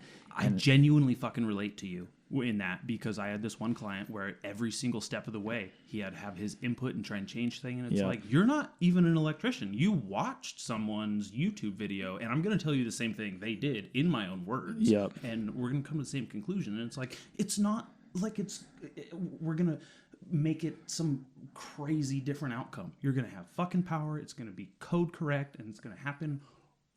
I don't know. I completely understand. Yeah, I was better at it when I was younger, for sure. Patience slips. Yeah. Now I love doing the car stuff, because cars don't tell me what to do. I got into tattooing because I don't like being told what to do, and it's really hard because I'm respecting that they're wearing their tattoo. It's their tattoo. It's on their body. I respect that. But my name will be said when someone asks who did it. You don't do this to the fucking surgeon. Right. And surgeon, when they say, oh, Jamison did it, they're not going to say Jamison did it, but I didn't allow him to implement any of his ideas, and I told him he had to do it exactly like this. They don't say that part. Yeah. So it's not an accurate representation of what I would have done had I been given more free will with the design and stuff. So when it is like that, it's super challenging. So I guess what your question was, the ideal client is generally the ones who seek me out because they like my work, they understand what I'm trying to accomplish, and they have ideas, of course, and they have taste, and they have what they want, but they're not micromanaging every, not backseat driving me on it. I really tried to stay hands off, even just with That's how you get the best results. Like, when a tattooer is really proud of their work, it's when it was their work, a piece that you were stoked on and you wanted, and you trusted them to do it. Again, I just relate to that heavily, even just for having that one nightmare client and actually being able to do things, you get a better outcome. Today, more than ever, tattooers have become really, there's been a big movement about being very kind and we are. Sarandon's the best at it. I try to be, and I pass clients to Sarandon when I know I can't do it and I won't be able to, but I'm finding that rather than having to have those hard conversations where hey, if you trust me to do my thing, I think this will be the right choice. I'm just opting to just try to take on the clients who get it, the clients who are letting me do it. Because if I'm slow, I flip a car or do something else. I'll keep myself busy. I'll do whatever I can. Yeah. I'm trying to take on the clients that I think are looking for the work that I do. And I always tell people it's if you go into a pizzeria and ask for sushi, they're going to look at you weird. A little bit, right. And that happens all the time. And I get that people don't know this about tattooing, but there's so many genres of tattooing now. I get all the time people come in, I love your work. Everyone recommended you. I've heard about you. I want a realism portrait of my grandmother. And it's I've never done a realism portrait of anyone. Why would you want that from me? Did you look online at what I do? It's not what I do. Funny. That's what's funny, dude, is you really think, some people just watched LA Ink and thought everything was going to be like that. And there's tattooers who can do everything for sure. I'm just not one of them. I'm a one-trick pony. I got what I do. I'm good at it. I like doing it. But there's tattooers that can do it all. I'm not one of them. I do. You have some sick stuff. There's Thanks. a lot of like mechanical stuff or like robot Yeah, I was doing weird robot stuff for a minute. I fucking would never even think about that. I think a lot of that, but it looks sick. I love it. It's admired but not desired. I was like really focusing on that, and I was like, man, I'm not getting a ton of people who want this. So I kind of went back to doing more classic stuff. Yeah. But I just get bored and I change it up. I like that you did something that blended like something abstract with traditional. And I really like that. Yeah, for a while I was really liking taking like a classic, timeless, traditional design, but then making it weird, like a Panther you'd see, mechanical. But then making it a cyborg is super fun. Yes, that's right. I did like a Jesus head where he's a cyborg, and it's like a classical Jesus head, but then like his brain's exposed, and that was super fun.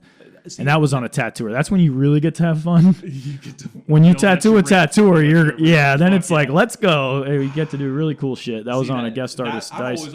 This is like a conversation I've always wanted to have with you. Good. Much is like that, just like saying that and like hearing that component of like, oh, when you actually get to just let loose on someone. It's kind of like, I always compare like graffiti artists. Like I bet the only people who really get what graffiti artists are doing are graffiti artists, you know? Tattooing's the same way. The people who like really, really get it are tattooers. Cars are the same fucking way. Yeah, exactly. Yeah. You have to be in it pretty deep to know what's actually going on. People think it's weird to me that so many people think things are just the tip of the iceberg. They don't realize everything is this way. There's so much nuance to everything. Right. Everything is so much depth, so much more than people realize. The reason people do it are like that is because social media too.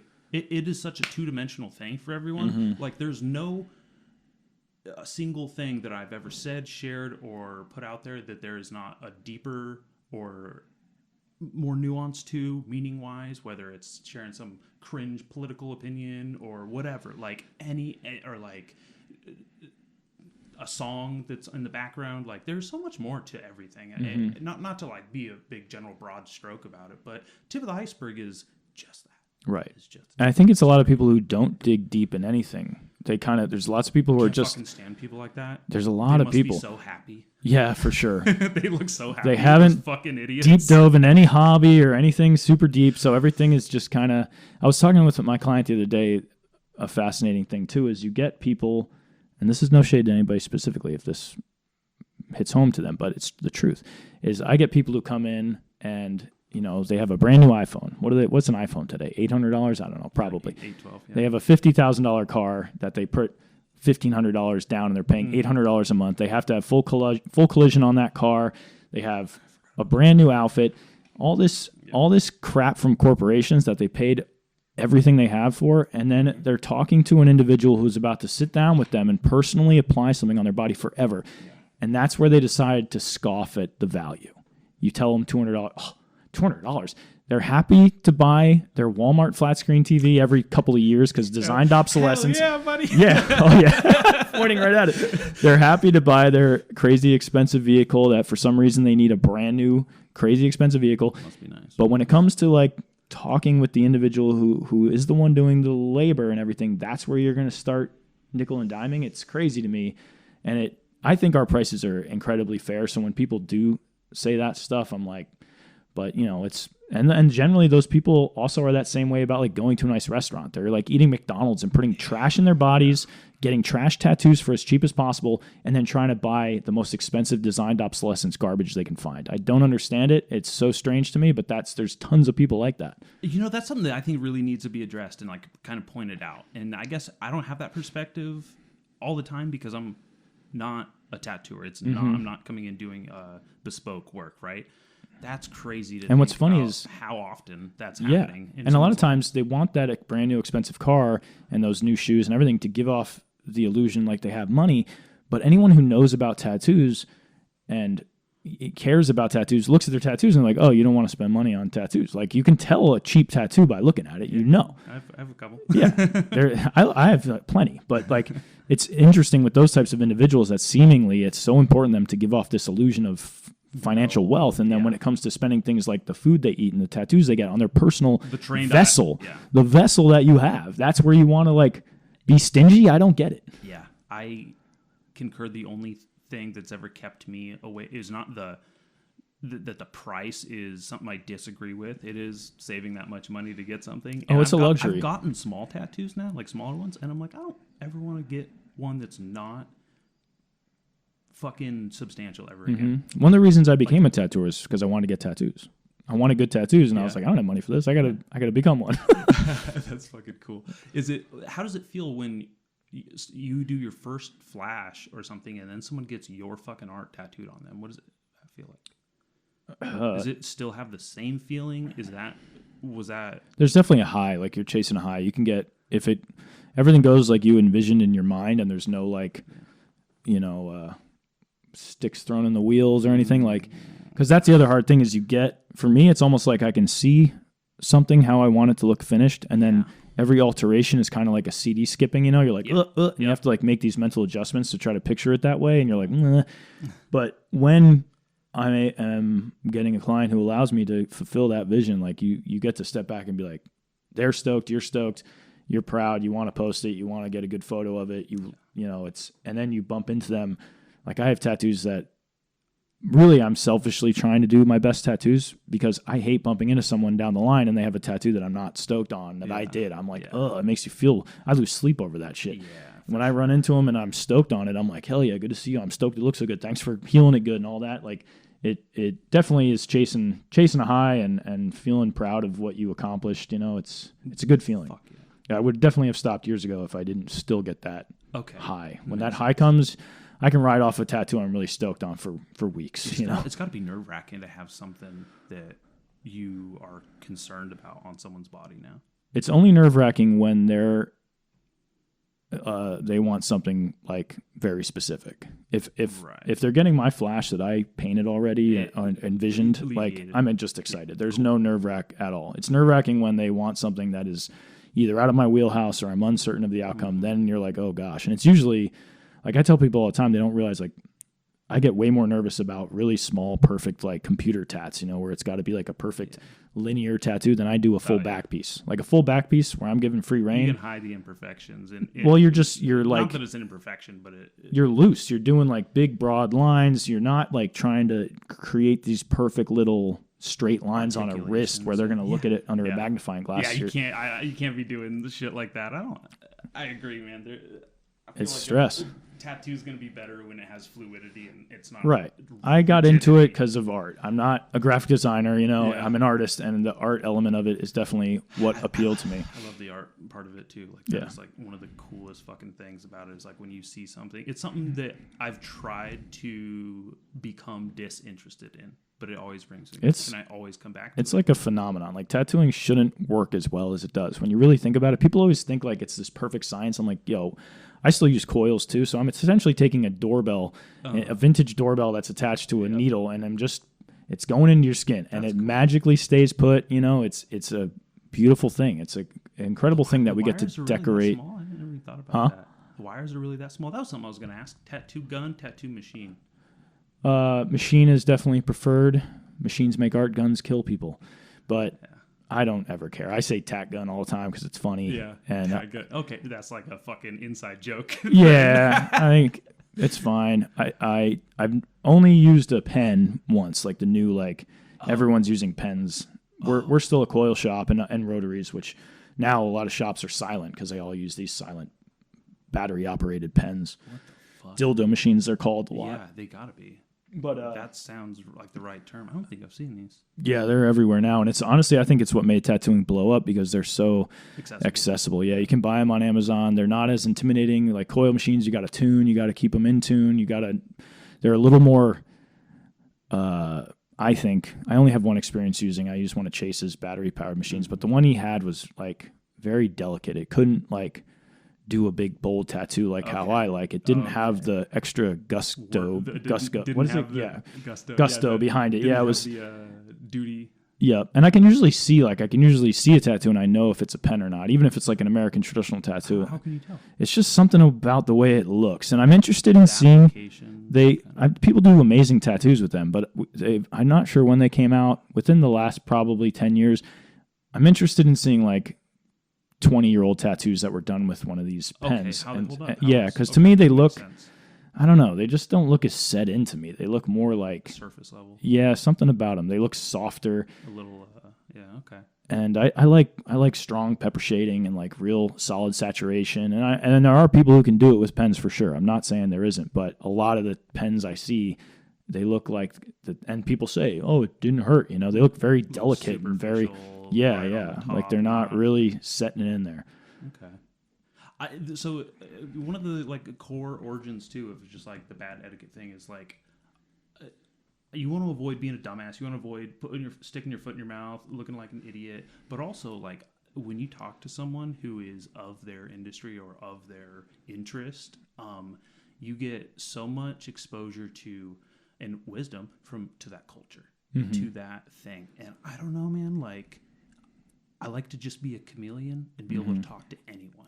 And something that this podcast has kind of provided is, and also just like, this didn't start because a podcast started. I've always been like this. I really want to talk to someone and just like get to like the inner workings of shit. It's so much more interesting. And when you can have that fluidity and just communicate with everyone, it brings you places. And it's something I've kind of tried to harness and learn and not objectify people with, but you know, not take advantage of people, or rather exploit people.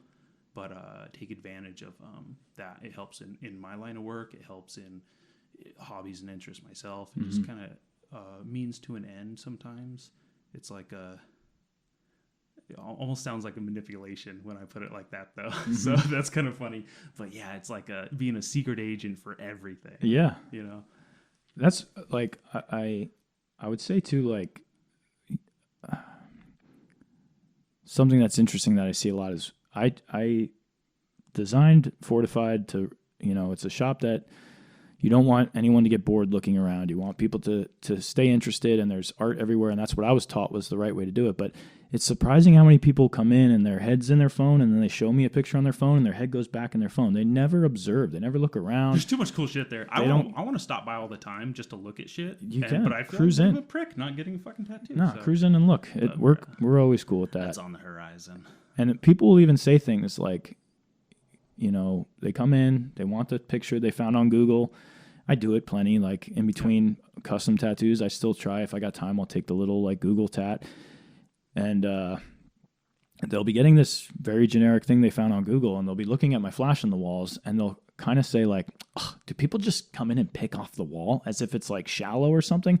But meanwhile, they're getting an image off Google that probably like 10 million people have. These are hand-painted images that we did. It sucks when you find out how many other people have your tattoo, and you're like, damn. And and to scoff at the stuff on the walls as if there's something shallow about picking hand-drawn art off the walls from the artists who are there. Way fucking cooler. I want art all over this house. Your shop is one of the most inspiring things in terms of just like decorative. I don't know how the fuck you did all that. I don't know how the fuck. I was carrying it around with me for a long time. A lot of that stuff came from the East Coast. I brought it out here. There's like something too, like what's that shit called? Aquatic? Nautical? Nautical, yeah. I have a lot of nautical stuff. Shit to it? Yeah. I'm not a fucking Marine. I'm not in the Navy. I can't swim well. I don't surf. But the nautical shit is so fucking cool. I don't know what the hell. I totally get it why people are getting anchors and ships and tattoos. Yeah, I mean, traditional tattooing, you know, sailors were huge in what the designs were back then. And like a lot of stuff has meaning for sailors that people get today, like the chicken and the pig on the feet. Like that's a sailor thing. There's lots of things that are for sailors that they don't. People don't even. Pig on the feet? People get a chicken on one foot and a pig on the other, and I can't remember exactly the origin. Terminology. Okay. It's something about if the boat sinks, they float. Maybe I think. Okay. So like the idea is like you're getting good luck for that, and like a swallow is a certain amount of like nautical miles that they went or something. So there's like all meaning. So, and I aesthetically always liked, I call Fortified like an old wooden ship. It feels like I'm constantly maintaining it like an old ship. So I like that it has all the nautical stuff in there. Well, you have an electrician too. You can call. Yes. Tony, that's cool. I keep him busy. Yeah. Oh yeah. Yeah, Tony's a good dude. But yeah, it's an interesting thing. A client said the other day that she's like, your shop, it's so much stuff, but it's still clean. And it is a tightrope. Like you don't want it to be cluttered. You want it to look clean, but you also want cool shit everywhere. So it's like, clutter's a fucking bitch. We keep trying to, and also like Lompoc is dusty, bro. This town being a farm town, we leave the door open and everything gets dusted. Yeah, it's dusted. So I am so like almost embarrassed of the dust in this place. It just happens immediately. Yeah, the shop gets dusty so quick. We constantly have to be dusting. Dust bowl ass. And I did those white toolboxes, which a lot of my tattooer friends were like, "Why would you do white, bro? That's going to be so annoying to keep clean." And I'm like, "If it's clean though, it looks good." Yeah, so I am. What kind of toolboxes are they? They're just cheap Huskies. Okay. They're like $4 or something. Though. Yeah, at the time they were hard to find. It was during the pandemic, and I had to like source like each one from a different place because they're all like, "We have one white one." I was like, "Fuck." And then they drove a forklift through one of them, so one of them came all screwed up. I had to get another. That sucks. But I car polish them, so if they get ink on them, we can just get it right off. Oh, that's bitchin'. I didn't know that's. Yeah. I gotta learn more. I wax my toolboxes. Wax your toolbox. Yeah. Damn. That sounds pretty cool, dude. There's I was hoping to get into welding, so I got this little welder, and it's fucking. I need to learn how to weld. I've tried. I was terrible at it. Oh, I'm still terrible. Yeah. I have not gotten good. I got nice beads, but I didn't stay. I couldn't see. I didn't stay on the line. Like, well, how do they see? I don't get it. I just saw the glowing of it. Yeah, exactly. Sometimes it is the helmet too. Like they have. I probably had a terrible helmet more on for sure. Helmets. And lenses where you can actually. Some of these dudes do it and just turn their head away and do a perfect weld. It's crazy. Well, think about how good you are at tattooing. You can probably do some of There's times I've watched clients, like I'm packing color and someone comes in and I'm like answering questions while I'm still packing color and I watch the client like freaking out. I'm like, dude, I know where I'm at. Don't worry. That's hilarious. Yeah. one day you're gonna be old and you're like, yeah, hide it. I worked for a guy, rest in peace. He used to fall asleep through the tattoos. He was like a heavy guy and he had like. Well, he was getting tattooed? No, doing them. Oh, that's brutal. He'd be doing the tattoo and he'd nod down and nod out. No. And the client would be looking around like, someone rescue me. Oh, no. Yeah, and I'd be like, Ed, you have to shake him. And then he'd look up at you. His eyes would be all red. He'd be like still asleep, but his eyes would be open. It was crazy. Yep. And I was like, yo, and one time there was a guy, sure enough, I think he ran a little line down his arm that wasn't supposed to be there. And I think it was a buddy of his, and he was kind of like, he was okay with it. But yeah, Ed used to fall asleep. Rest in peace. I love that dude. But he ended up getting a stomach surgery, lost a bunch of weight. But I think he was still partying, having a good time, and he died a little while after. Yeah, that liver failure, diabetes will come. Yeah, you still have a fat guy heart. Yeah. You can't go out and drink vodka every night and do a line. Bummer. Yeah. Yeah, if only fucking... I've never even seen drugs, but, it's fun to say. I love alcohol. Yes. You have people fall asleep during tattoos? I fell asleep during my first tattoo. Is that typical? Is that weird? There's people who pretend to a lot because they want to say that they did. Oh, really? Oh, that makes sense. And I'm pretty sure they're pretending. Fell asleep. Yeah. Like. Did you go a little harder? No. Hey, pal, you're not cool. Don't go any harder, but definitely there are people I've had that fall asleep. And sometimes it's because they took some stuff to help them through the tattoo anyhow that I think helped them fall asleep, pills or whatever it may be. And that makes sense. Yeah, but for sure there are people who, everyone's so different, Some people, certain areas that are really hard don't hurt other people, and it's all different. Everybody takes it different. Yeah, mine are all on my arms. I can't feel anything. Yeah, arms are pretty chill. They're pretty chill. Arms are pretty chill. They're all. Torso sucks.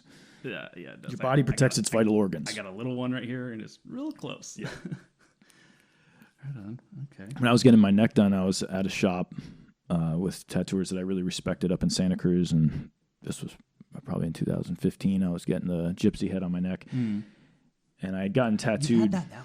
I could have sworn. Yeah. Is it on this side? Yeah. It is that side. I'm thinking of another person's. I had a really dumb idea to do. Two guys worked there that I wanted to get tattooed by. Stephen Johnson and Herb Auerbach. I don't know if that's how you say his last name or not. But got tattooed the first day I'm there for like 8 hours, this big gator on my arm. And it took so long. And then I had the next day scheduled to get my neck. They ended up switching. It was supposed to be neck the first day, which would have been easier to get that out of the way.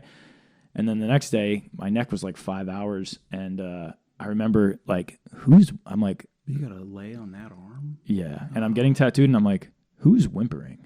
I hear somebody whimpering, and I was like, "Oh my god, it's me!" I was whimpering, and I was like, "Oh, just like involuntary?" And I didn't even realize, yeah. Oh, just and like I just kept taking fictitious bathroom breaks because I needed to get away. I was like, "I got to go to the bathroom," and I just look in the mirror like, "Come on, dude, get through this." The smoke break guys. Yeah.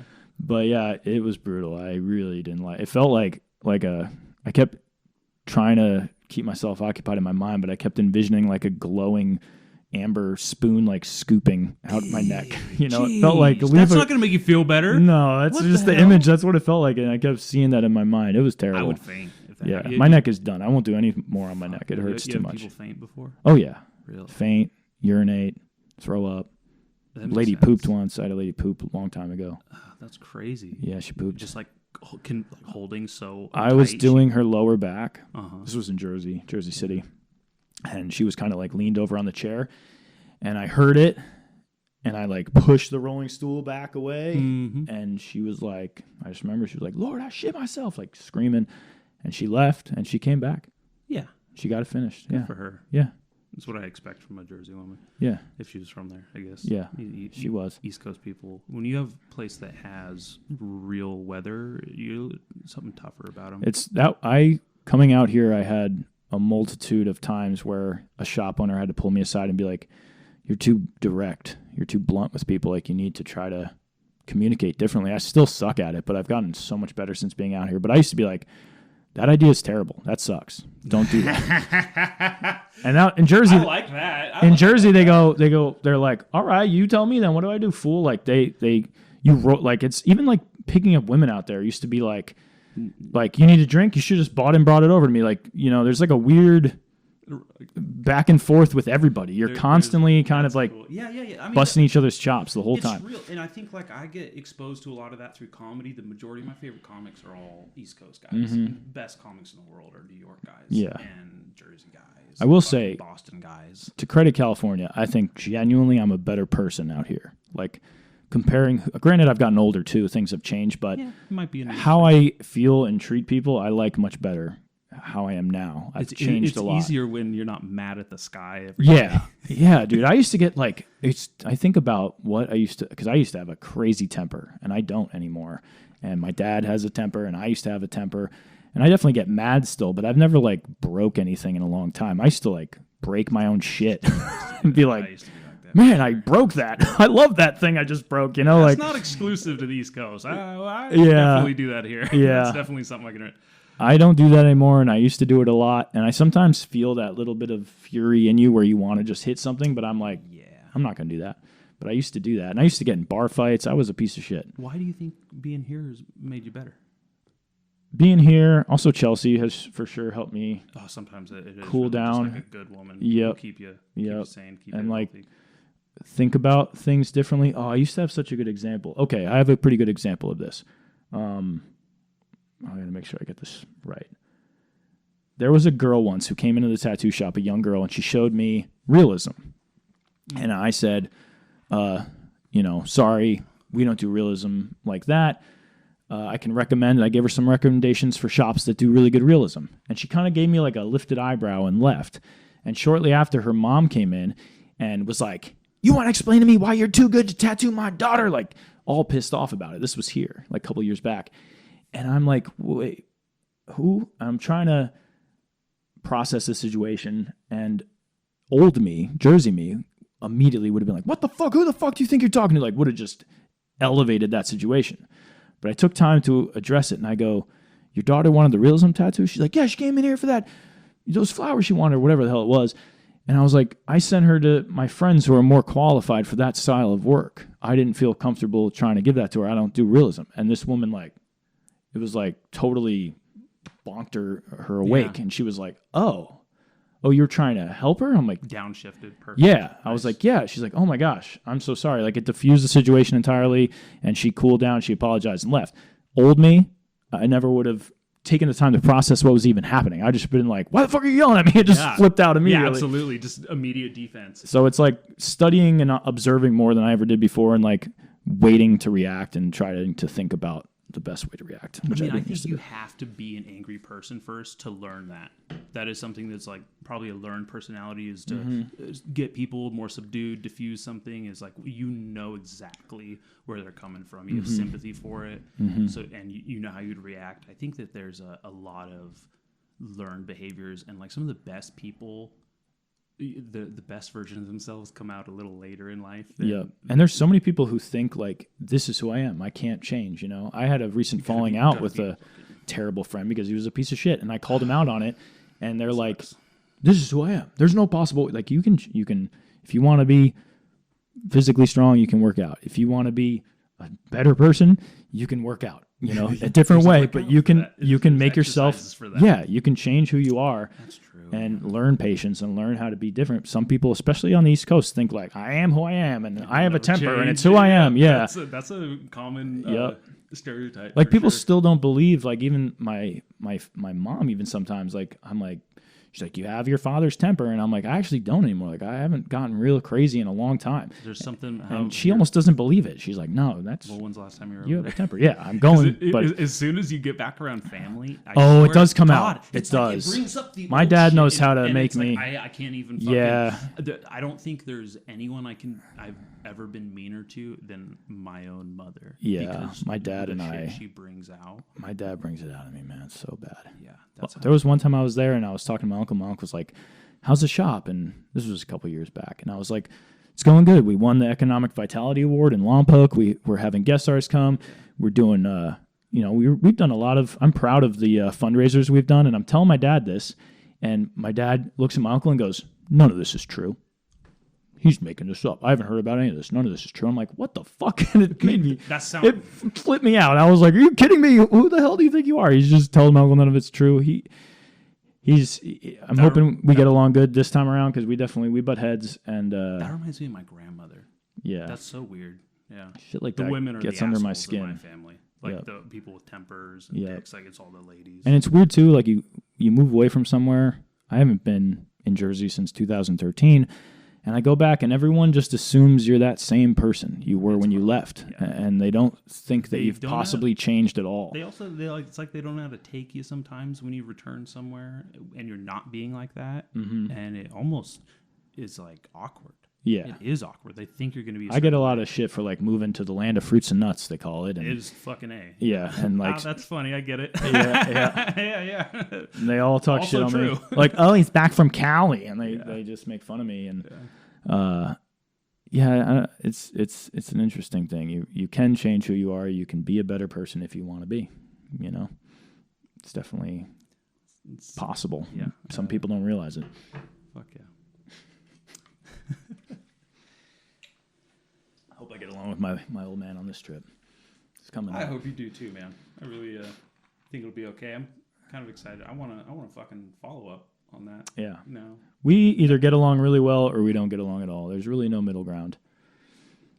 Yeah, something about family, man. They have those deep seated wiring. They know the every pitfall, so they can get under your skin better than anyone, and it drives me nuts. I almost feel like I'm having, I don't know, like a frustration or an anxiety when I'm around them. Yeah, absolutely. Because I can't be the person that I've become. It's like, I'm just a fucking kid to you again. It's like I remember I'm not the sum total or the person who's become more enlightened or my wisdom isn't going far. They're not crediting it. They're not crediting it, but they're still just like who. Maybe it's you're thinking they're one way too. Maybe some work I got to do on my own end. That's true. I need to accept that they may have changed too. Although it doesn't seem like. I remember at the time most recently that kind of like made me not want to go back for a minute. I was there and I wanted to go visit my friend's shop in Asbury Park. And my mom knows him, and I said, hey, text her early in the morning. I had stayed over my buddy's house, and I was like, I'm going to go by the house and get my stuff. I want to go visit Chris in Asbury. And my mom's like, yeah, tell Chris I say hi. Like, you should definitely go see him. She said, your father's still in bed, so like be quiet. So I'm like, all right, I sneak in there, get my backpack and go. And then I get this big long text from my dad. You're still the same piece of shit you were in high school, sneaking in here to get your stuff to leave. You're going to break your mother's heart. All this weird shit. I was like, bro, mom already knows. Like, what are you talking about? It was so weird. Just like waiting for anything to, Dude, I've had that same kind of shit with my mom. That's so funny. Yeah, that weird. Like, where the hell did that come from? Right. Like what are you trying to create? About? You're trying to create a problem. This narrative that you're like trying. What the fuck? It's bizarre. That? Comes out of nowhere. Yeah. I feel like super bizarre. Your dad and my mom should hang out. Yep. That's so funny. Well, everyone now is like, your dad, he has a dementia now and this and that. And he's a little harder to be around. I'm like, this is the guy I've always known. He's always been this dude with me. Now he's, this dude to everybody, but this dude was always around. He's just you're like, I got mileage on this one. We're fine. Yeah. He's been here. I remember one time I bought a brand new helmet for my moped. I'm like 15 and got a helmet, and they're expensive, $300, whatever it may have been. White HGC helmet. Parked my moped. We had this little like curb thing, like tall curb rock wall by the driveway. Set the helmet on the wall near the thing, and I'm sitting eating a sandwich in the kitchen, and my dad's mowing the lawn, and I watch him. He punts it. He punts it, and it rolls across the driveway and gets like a million scratches. I'm like, holy fuck, dude, that thing's like 3 days old. Yeah. Oh my shit, God. like that. Yeah, dude. Like, how do you keep cool with stuff like that? I wouldn't keep cool at all. That's fucked up, dude. That's some bullying shit right there. Right. That's just some obnoxious shit like that. He used to do all that shit. Drives me crazy. God, unreal, dude. I gotta fucking. I guess I'm not gonna tell him I did this podcast. He's fine. Yeah. Cool. We're almost at 2 hours. Want to keep going? You want to wrap it up? I'm chilling. Whatever you want to do, man. Okay. If you have any other questions, if not, I'm gonna scratch my head. I gotta piss again because I drink like a fish. So I'm gonna do that too. Yeah. All right. Come back. You have a cat? Dog. Yeah. He's gonna be 11. I need him to be Ranger. Hello, buddy. Hi, sweetie. Cameo appearance from Anus. Hello. Yeah, he's like my son. I just need him to be to live another 20 years at least. What kind of dog is he? Total mutt. He's a rescue mutt. He's he looks like a Dachshund on stilts. Really? He's Brindle. That's so cute. Yeah, he's the best. That sounds like the best. That's a buddy dog. He doesn't bark. He's he makes little noises, but he's quiet. Really? Yep. I can walk him without a leash. He stands next to me. I don't think I've ever seen a picture of him or anything. Oh, he's great. He's my best little bud.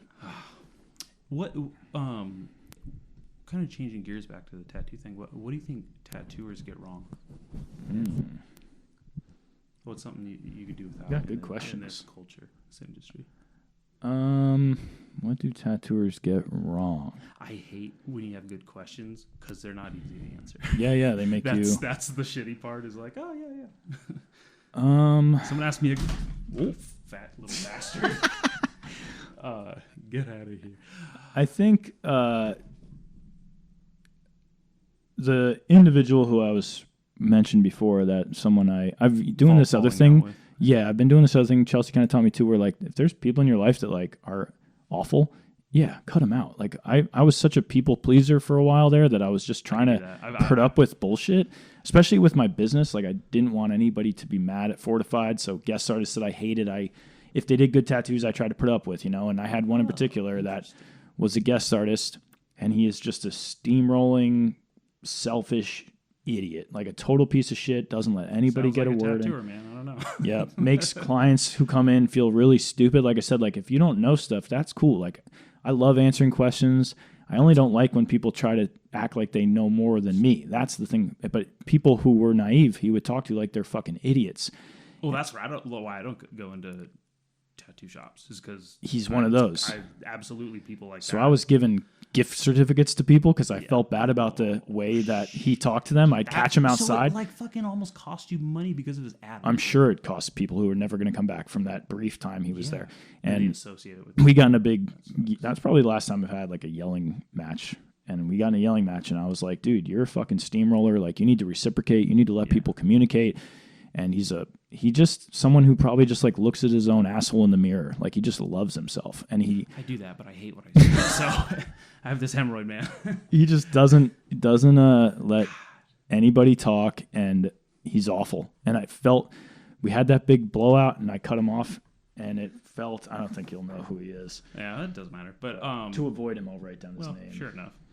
Yeah, well, I mean, shit. Because if anyone else is being great tattooers. Tattoos are awesome. Yeah. Great tattooer, piece of shit, selfish, stuck up his own ass, piece of shit asshole. I've never encountered this someone. Could be any tattooer, so thanks. There's a lot like him. Thanks for not making so the thing about tattooing, Tim Hendricks said, which is pretty smart too, is tattooers stay the age that they were when they became a tattooer. So I was 23. So I'm because we don't ever have to what's the word? Assimilate or adapt to an environment that's different from this. I remember we had a guest artist come out who was my age. He was in his 40s, and we went to go walk to get coffee, and I'm talking to him, and I'm like, man, normally I can tell a 10-plus tattooer in an airport from across the way. We'll recognize each other and go up and talk. We can smell each other. Yeah. And this dude, I was like, man, this guy's my age, but he's so different. Like, we were talking, and he was just so different. And then it came out that he'd only been tattooing for 3 years, and he was in the corporate world all prior. And I was like, oh, that's what it is. And it's like... It's a new flavor. Okay. And I went to, like, my high school reunion, 20-year high school reunion, and some of the guys were like, Mr. Stagaard, good to see you. What have you been up to? How have you been? I'm like, why are you talking like that, dude? You talk so...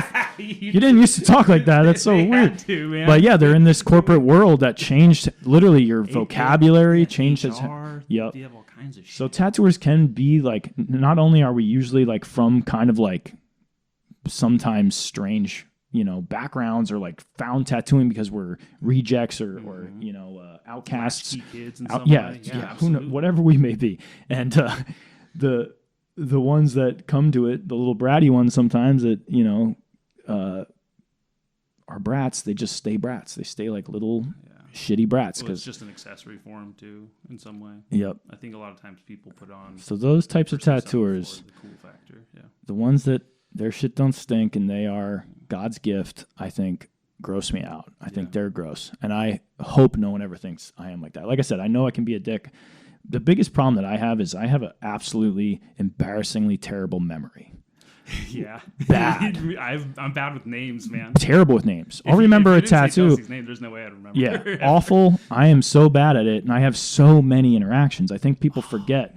Like, not only just here. It's a big margin, man. Right, You're right. running a giant every day, spectrum. Every day I'm talking to 5 or 6 people. Yeah.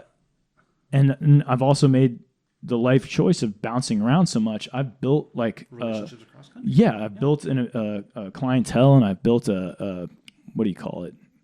A group or whatever. I found a group for myself in areas, built friendships. Like, I've done this so many times. Communities. Like, there was a tattooer in Santa Barbara that thought I hated him, and I met him. My friend Chad introduced me to him. You're just a moron sometimes. Well, Chad was introducing me to like 20 different girls a night, and then like a tattooer every once in a while. So in a night where I met like 20 different girls, I also meet this tattooer. I tried really hard to remember these 20 different girls. I'm single at the time, and he was introducing all these different people. And then as I got to know who this guy was, it was a time where, like, you pretended like you didn't know me for so long. I was like, no, bro, I'm sorry. Like, it was not trying to be like a dick. I have so many encounters, and I've tattooed so many people. It's hard, man. I try so hard. I have a endless note thing in my phone where I'm like, name with the tattoo Context. I did. Yeah.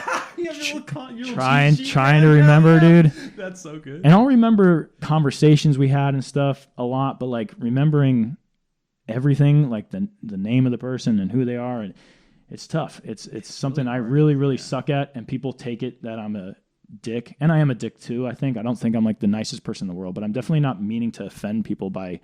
It's not like I'm trying to cool guy you. I just literally don't remember. It does suck when it's like just those, something that could be explained away by this interaction or this conversation. Like, oh, sorry, I'm just bad name, bad memory. Right.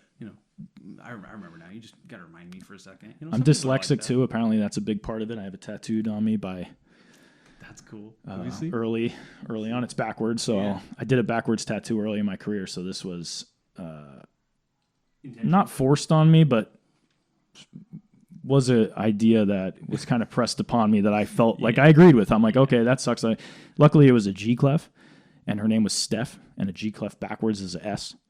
Oh, okay. So it kind of worked out. She was like, it's an S now. I'm like, okay, thank God, because it had a wing on it, and she wanted it on the other side. Did it accidentally. She wanted the wing on the other side, and I just flipped it without thinking about the G clef itself. Oh, no. And stuff like that happened. So having a dyslexic on me there, I always remember. But apparently that fucks with your memory too. And massive amounts of marijuana and alcohol, not good either.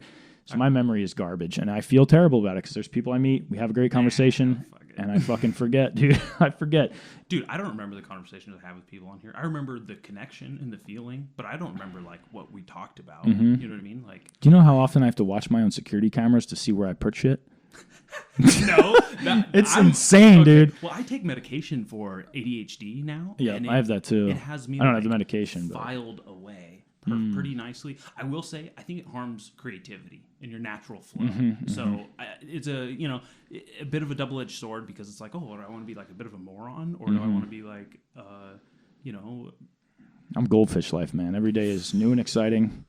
I'm like, oh, look at this stuff I have. I don't even remember that I had this. It's Sounds fucking like your crazy. Dad's dementia already. Yeah, oh yeah. I'm gonna be. If I live to be his age, I won't remember my own name. 70 something. Okay.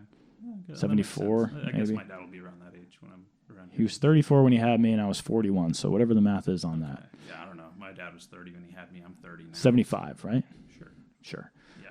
But I'm not yeah. gonna trust the dyslexic guy's math. Come on. My memory, it's embarrassing. I get embarrassed by it. Like, people think I'm being a dick, but I'm truly just embarrassed. And I don't. You've told the same story at least twice. Oh, fuck. No, I'm just kidding. Probably. That's funny. Oh, fuck. I'm a bit of an outsider. Tim Hendricks. Who is that? Tattooer. Black and gray tattooer. Just like a legend. Old school tattooer. I assumed. In California, I yeah. usually try to like circle back for reference, look these things up, and kind of like great tattooer. Does like really nice, like kind of like fine line-ish black and gray stuff. Jeremy has a rose on his head. Alchemy Dies, if you know Jeremy. You should get him on this podcast. You know what? I think that if I haven't said it before, it's already up there. He would kill it. He's hilarious. He's like the funniest person I've ever probably encountered in my life. That's cool. I only see his lady at the smoke shop. Yep. That's like, she's a grinder. She's working all the time. But she's great. She's fun. their best employee. That's cool. They're both great. I love them both to death. They're awesome people. But you said Jeremy, right? Yep. Yeah. I knew that was his name, and I would still forget. Yeah. That's Why did I bring him up again? I don't even see. I already forgot. Tattoo on the head. Oh yeah. Oh man. I wasn't trying to be funny. I was just mean like that. That's all I got. That's all I can remember was. I think Tim Hendricks did a rose on his head. That's beautiful. Yeah. Yeah, that's cool. Yeah, rad tattoo. I envy the people who have the commitment of all these tattoos and all. He's got an incredible collection of cool stuff. Yeah. Yeah. He's got a lot of good tattoos. I have a lot of rando like nobodies. I have some pretty cool tattooers on my left arm. I was like, this is me, my good arm, and I started going to New York City and spending a bunch of money. But then I just got more from the homies. Like, I have great tattoos that are from my friends that some of them blew up, some of them nobody knows. It's my fucking treasonous cat. Get the flag ripped down. Don't do it, pal. All right, whatever. Let me know if he starts clawing that shit. He's right behind me. I don't want it to. He's so funny. He's just so. He's new to everything. Hanging out with everybody, ain't it? He's getting a personality, and he's trying. I think he's calming down a lot. Yeah, he's being pretty cool. So it's kind of new for him, new for me too, because usually I'm kicking his little ass out. Mm-hmm. See, in the bag. But you're good at this, man. Good questions. Thank you. I was thinking the what tattooers get wrong question. Like in the middle of the night last night, I woke up and I was like, I gotta remember. And you know when you wake up and you have an idea or a thought, you're like, oh, I'll remember, and it's gone every time. I know. I actually remembered that one because I get up and I text myself. It's really weird. I have to write notes down. I have a million notebooks because my memory. Oh so yeah, bad. that's like, good. I have this bottom drawer is filled with notes and jokes that I've written over the years, and I just. You got it. It's a surprise every time I open it. I text myself and then I'm like, oh, I got a text message. Who is this? And I'm like, oh, it's me. Do that with my work phone now, where I'm like, I gotta fucking. My friend Casey once looked through and he's like, he was like, oh my god, dude, you're like out of your mind. He's like, you text yourself, do laundry? I'm like, yeah, dude, I needed to remember. ADHD, man. I have to write literally basic chores, basic everyday shit on a fucking whiteboard. I have a whiteboard right there. I just run in circles. Big one, absolutely. So I take a medication called Strattera. Generics called atomoxetine. It's non-stimulant, so I'm not getting any. I've done 41 years of this struggle. I'm just gonna keep rolling, unmedicated. I'm not gonna give you any self-medicated. If you're ever curious. Yeah. Sometimes people will hear that, and I know that they're struggling, and they're gonna be like, I don't want to be 41 and texting myself. So, I remember. So I'll let them know. But as a kid, teachers hated me because they all wanted me to be on Ritalin back then. Yeah. And my mom was like, no, and all my friends were on Ritalin, and teachers thought if I was on experience. Ritalin, I wouldn't be acting out of hand. So they were annoyed that I wasn't on Ritalin, and they thought we could just drug the child. Yeah, just pump the 60-pound kid full of Ritalin, and then he won't be annoying. And a lot of those friends of mine who did Ritalin became heroin addicts. Honestly, I don't know if it's connected. I'm not really impressed with some of the results of my friends either that were on those drugs. Yeah, I'm glad my mom opted of me not doing that. I don't think it would have My mom's been like, beneficial. I do way worse drugs. We're not putting them on drugs. There's not a chance. Because nobody's on Ritalin anymore, right? That's gone. I think so. Like if it's not Ritalin, it's fucking Vyvanse or Adderall, and then there's another one that's kind of common. It's getting fucking moist up here, huh? It's a little hot. Not too bad. Okay. We're spoiled here with this weather, dude. It's so good. 100 pounds heavier than you. I wouldn't say. The nuclear reactor of a brain is cooking always. I don't know. What do you walk around at? What am I weighing right now? Yeah. I haven't weighed myself in a long time, but if I had to guess, probably 160. 160. Yeah, I'm like 50 I'm short. Wait, does that make sense? Oh no, yeah, I'm probably like 60. I at one point, back when that girl did that heart on my belly thing, I was touching 200. Yeah, I was pretty gross. It was all in my face and my gut. I had just a huge chin and a gut and skinny arms. That's awful. Terrible. Man. I see people like that, and I'm like, that's that 12 beers a night. Man, I gotta get some fucking some 12 beers a night body style. Oh God, that's so funny. Yeah, I love it. I was drinking a bunch, and then I didn't try weed until I was like the first year into Fortified. I was like 34. Really? Yeah, because I kept getting ulcers. I was drinking so much vodka, and my stomach sucks anyhow. Maybe that's what. Shout out Soothe. I'm on Soothe now, and it's really been helping my stomach. That? It's this powder I put in the water in the morning, and it's called Soothe, and it like coats. It's all natural ingredients. It coats my esophagus and stomach and stuff. So my stomach's been better than ever. So have you ever done anything like to strengthen your gut biome and stuff because of that? Yeah, I do drink a lot of kombucha, and when I was a kid, I've had it my whole life. When I was a kid, I was on all the crazy like famotidine stuff that weaken your bones and all that. Yeah, Nexium and Prilosec and all that. But this stuff's been a game changer. But anyways, I was like, I can't keep drinking because I'm getting these ulcers, and I started messing around with weed, and weed's pretty tight. It's pretty cool. I overdid that a little bit too. I'm trying to cool down now. You gotta go all the way in and then find your way back out. That's ADHD classics. I know. I'm like, there. I'm either gonna like, will drink coffee, and then slowly I'm drinking like 6 coffees a day, and then I'm like, okay, no coffee, and then I slowly start up, and I did the same. I was smoking weed all day long, like all day. Now I just take edibles at night and help me sleep. But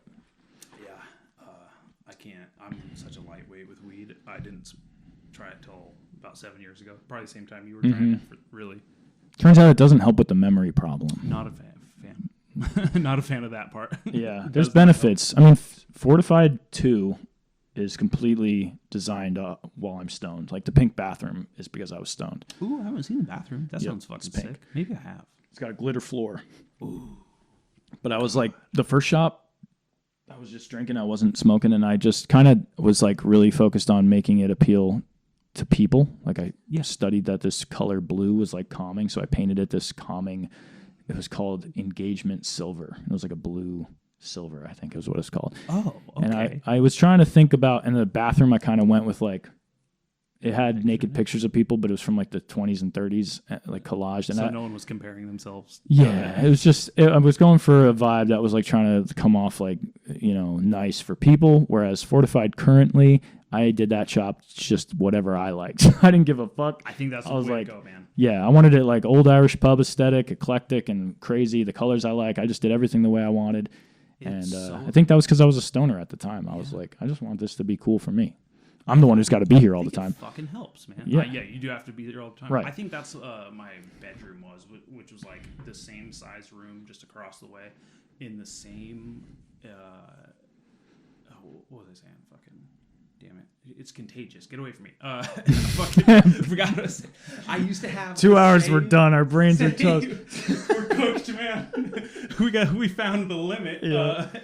I wanted like this bookshelf here has so much to look at, and it used to be right at the edge of the table. I used to have the table like right in the front of it, and it would be cool because people could kind of lose themselves in thought or conversation, have a bunch of shit to look at. I still find myself looking at it just because I love music, old fucking VHS and books. I've read the majority of those, so they're not just for show. Yep. And like having posters, the fucking I love the art, as I mentioned earlier. That is an amazing piece of art right there. I'm a big fan of erotic art, like illustrations. I wish I could do it.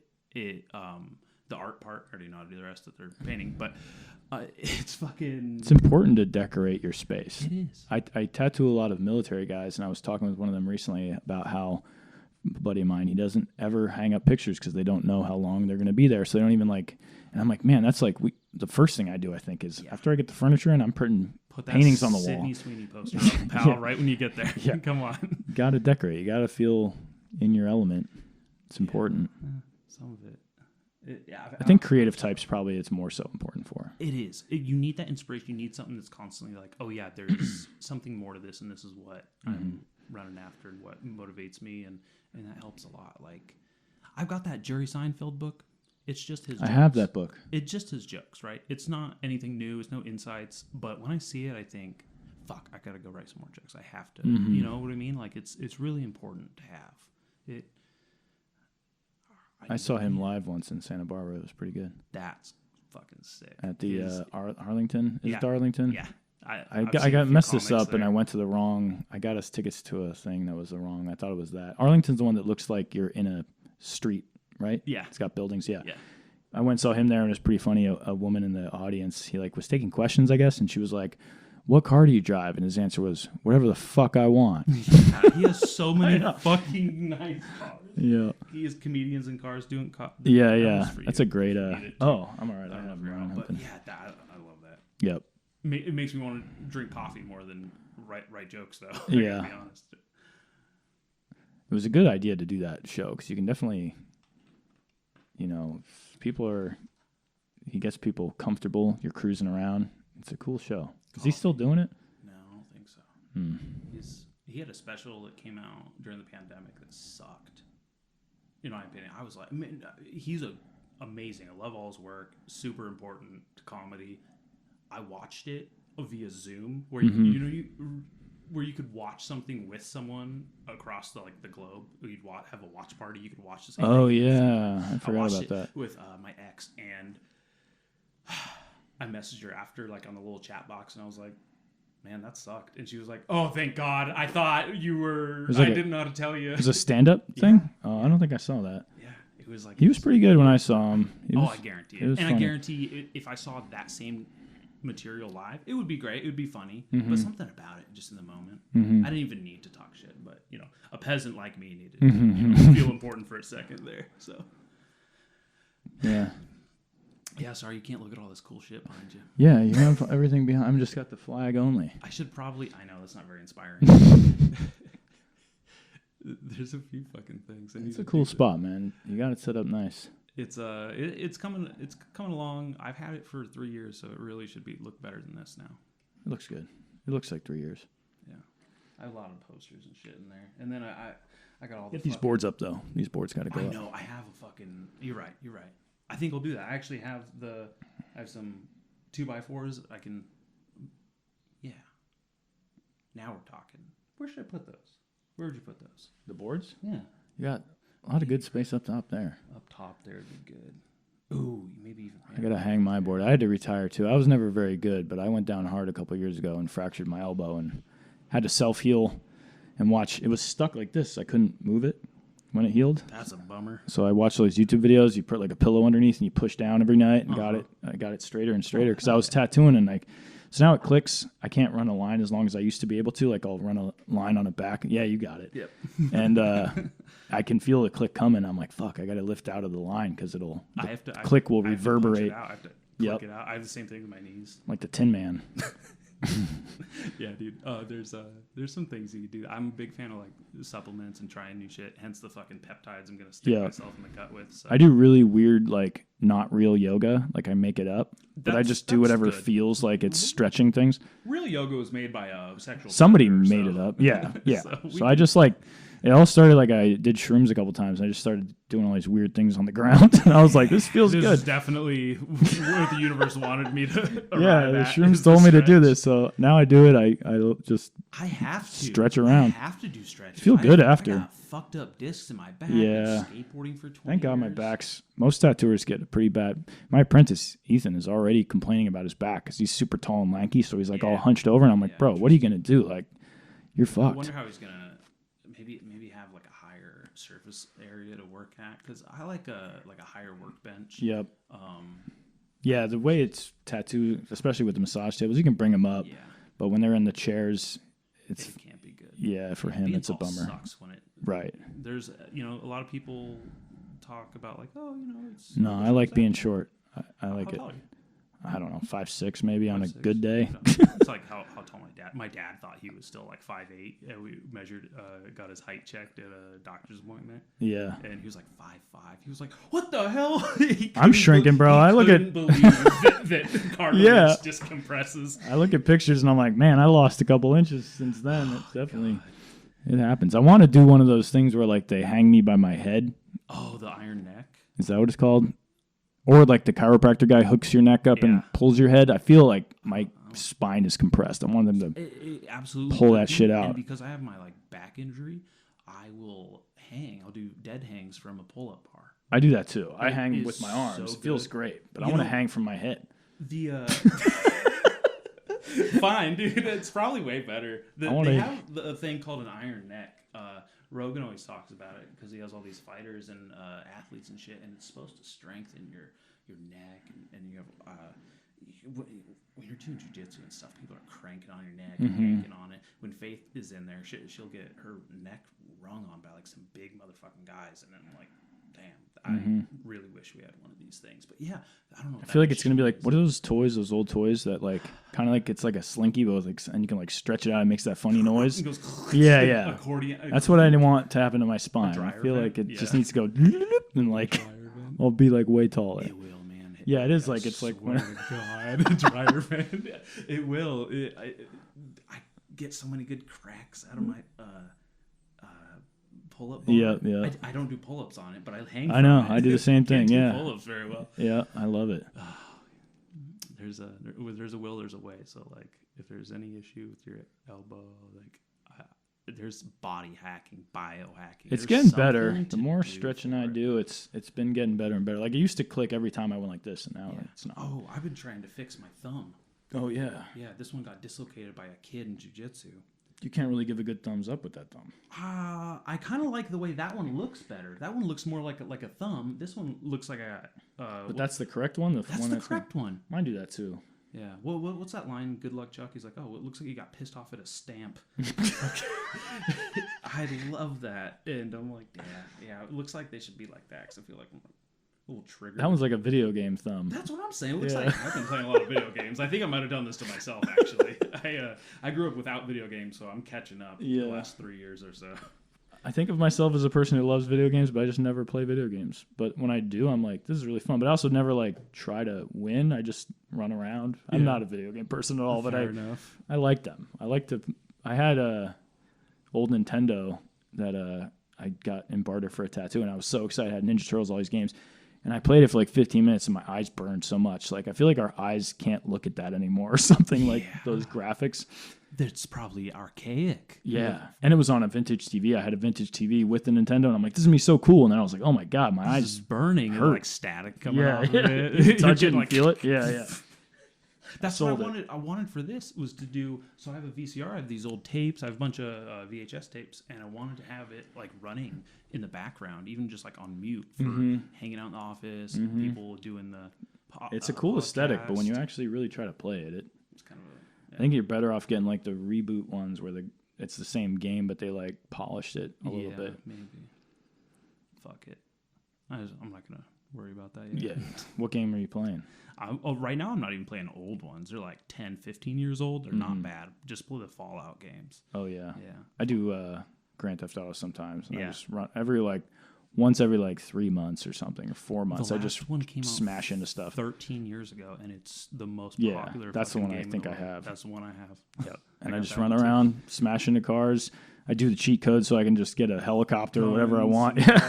But I never actually play. I never do anything. I have no idea. I couldn't make it past the first mission. I was like, all right, where's the hookers? I'm going to go kill someone. Sometimes I like to just try and play safely, like I'm a real person, and parallel. Drive normally? Yeah, try to parallel park and stuff. And then you slightly bump a car and the cops after you. Like, damn, dude, I didn't even do anything. It's just like real life, man. As soon as you start fucking... As soon as you try to do good, man, you just try to live your life, and they'll find a way to get your ass. That's an amazing game. Well, right on, Jameson. Yeah, man, this was awesome. I appreciate you having me. You're good at this. From what I can see, you're pretty good at tattooing too. Thanks. So, I'm trying. Well, do you have any patriotic flash? Yeah. I'm gonna have to have a look at it. We got all types of old school military flash and stuff. I got books and books. Besides what's hanging up, I got books you can look at of tons of stuff. I don't know. Yeah. I got to come into the shop. It's Tattooing's overdue. What's interesting about tattooing is when I finally felt like I liked the tattoos I was doing, that was when my body started falling apart. So it's like, when you get there, then you have to overcome clicky elbows and all the other problems. Funny, Like, that's fucked. It's never not a hurdle to get over. It's never a cheat code with a helicopter. It's There's forever always hard drawback. until you die. God, that sucks. Just forever hard. All right, well, fuck, man. But I appreciate you having me, man. Very cool. I appreciate you. Thank you for doing this. This is Yes, long sir. overdue. You were one of the first people I ever wanted on the podcast. So No time like the present. Yeah. I really appreciate it. You're always welcome back, and I'll let you know when the episode's live, and you can share it, and Hell yeah. or not. Some people don't share it, and I don't care. I'll share it. I'm excited about it. Thanks, man. Thank you, brother. Yeah, this is rad.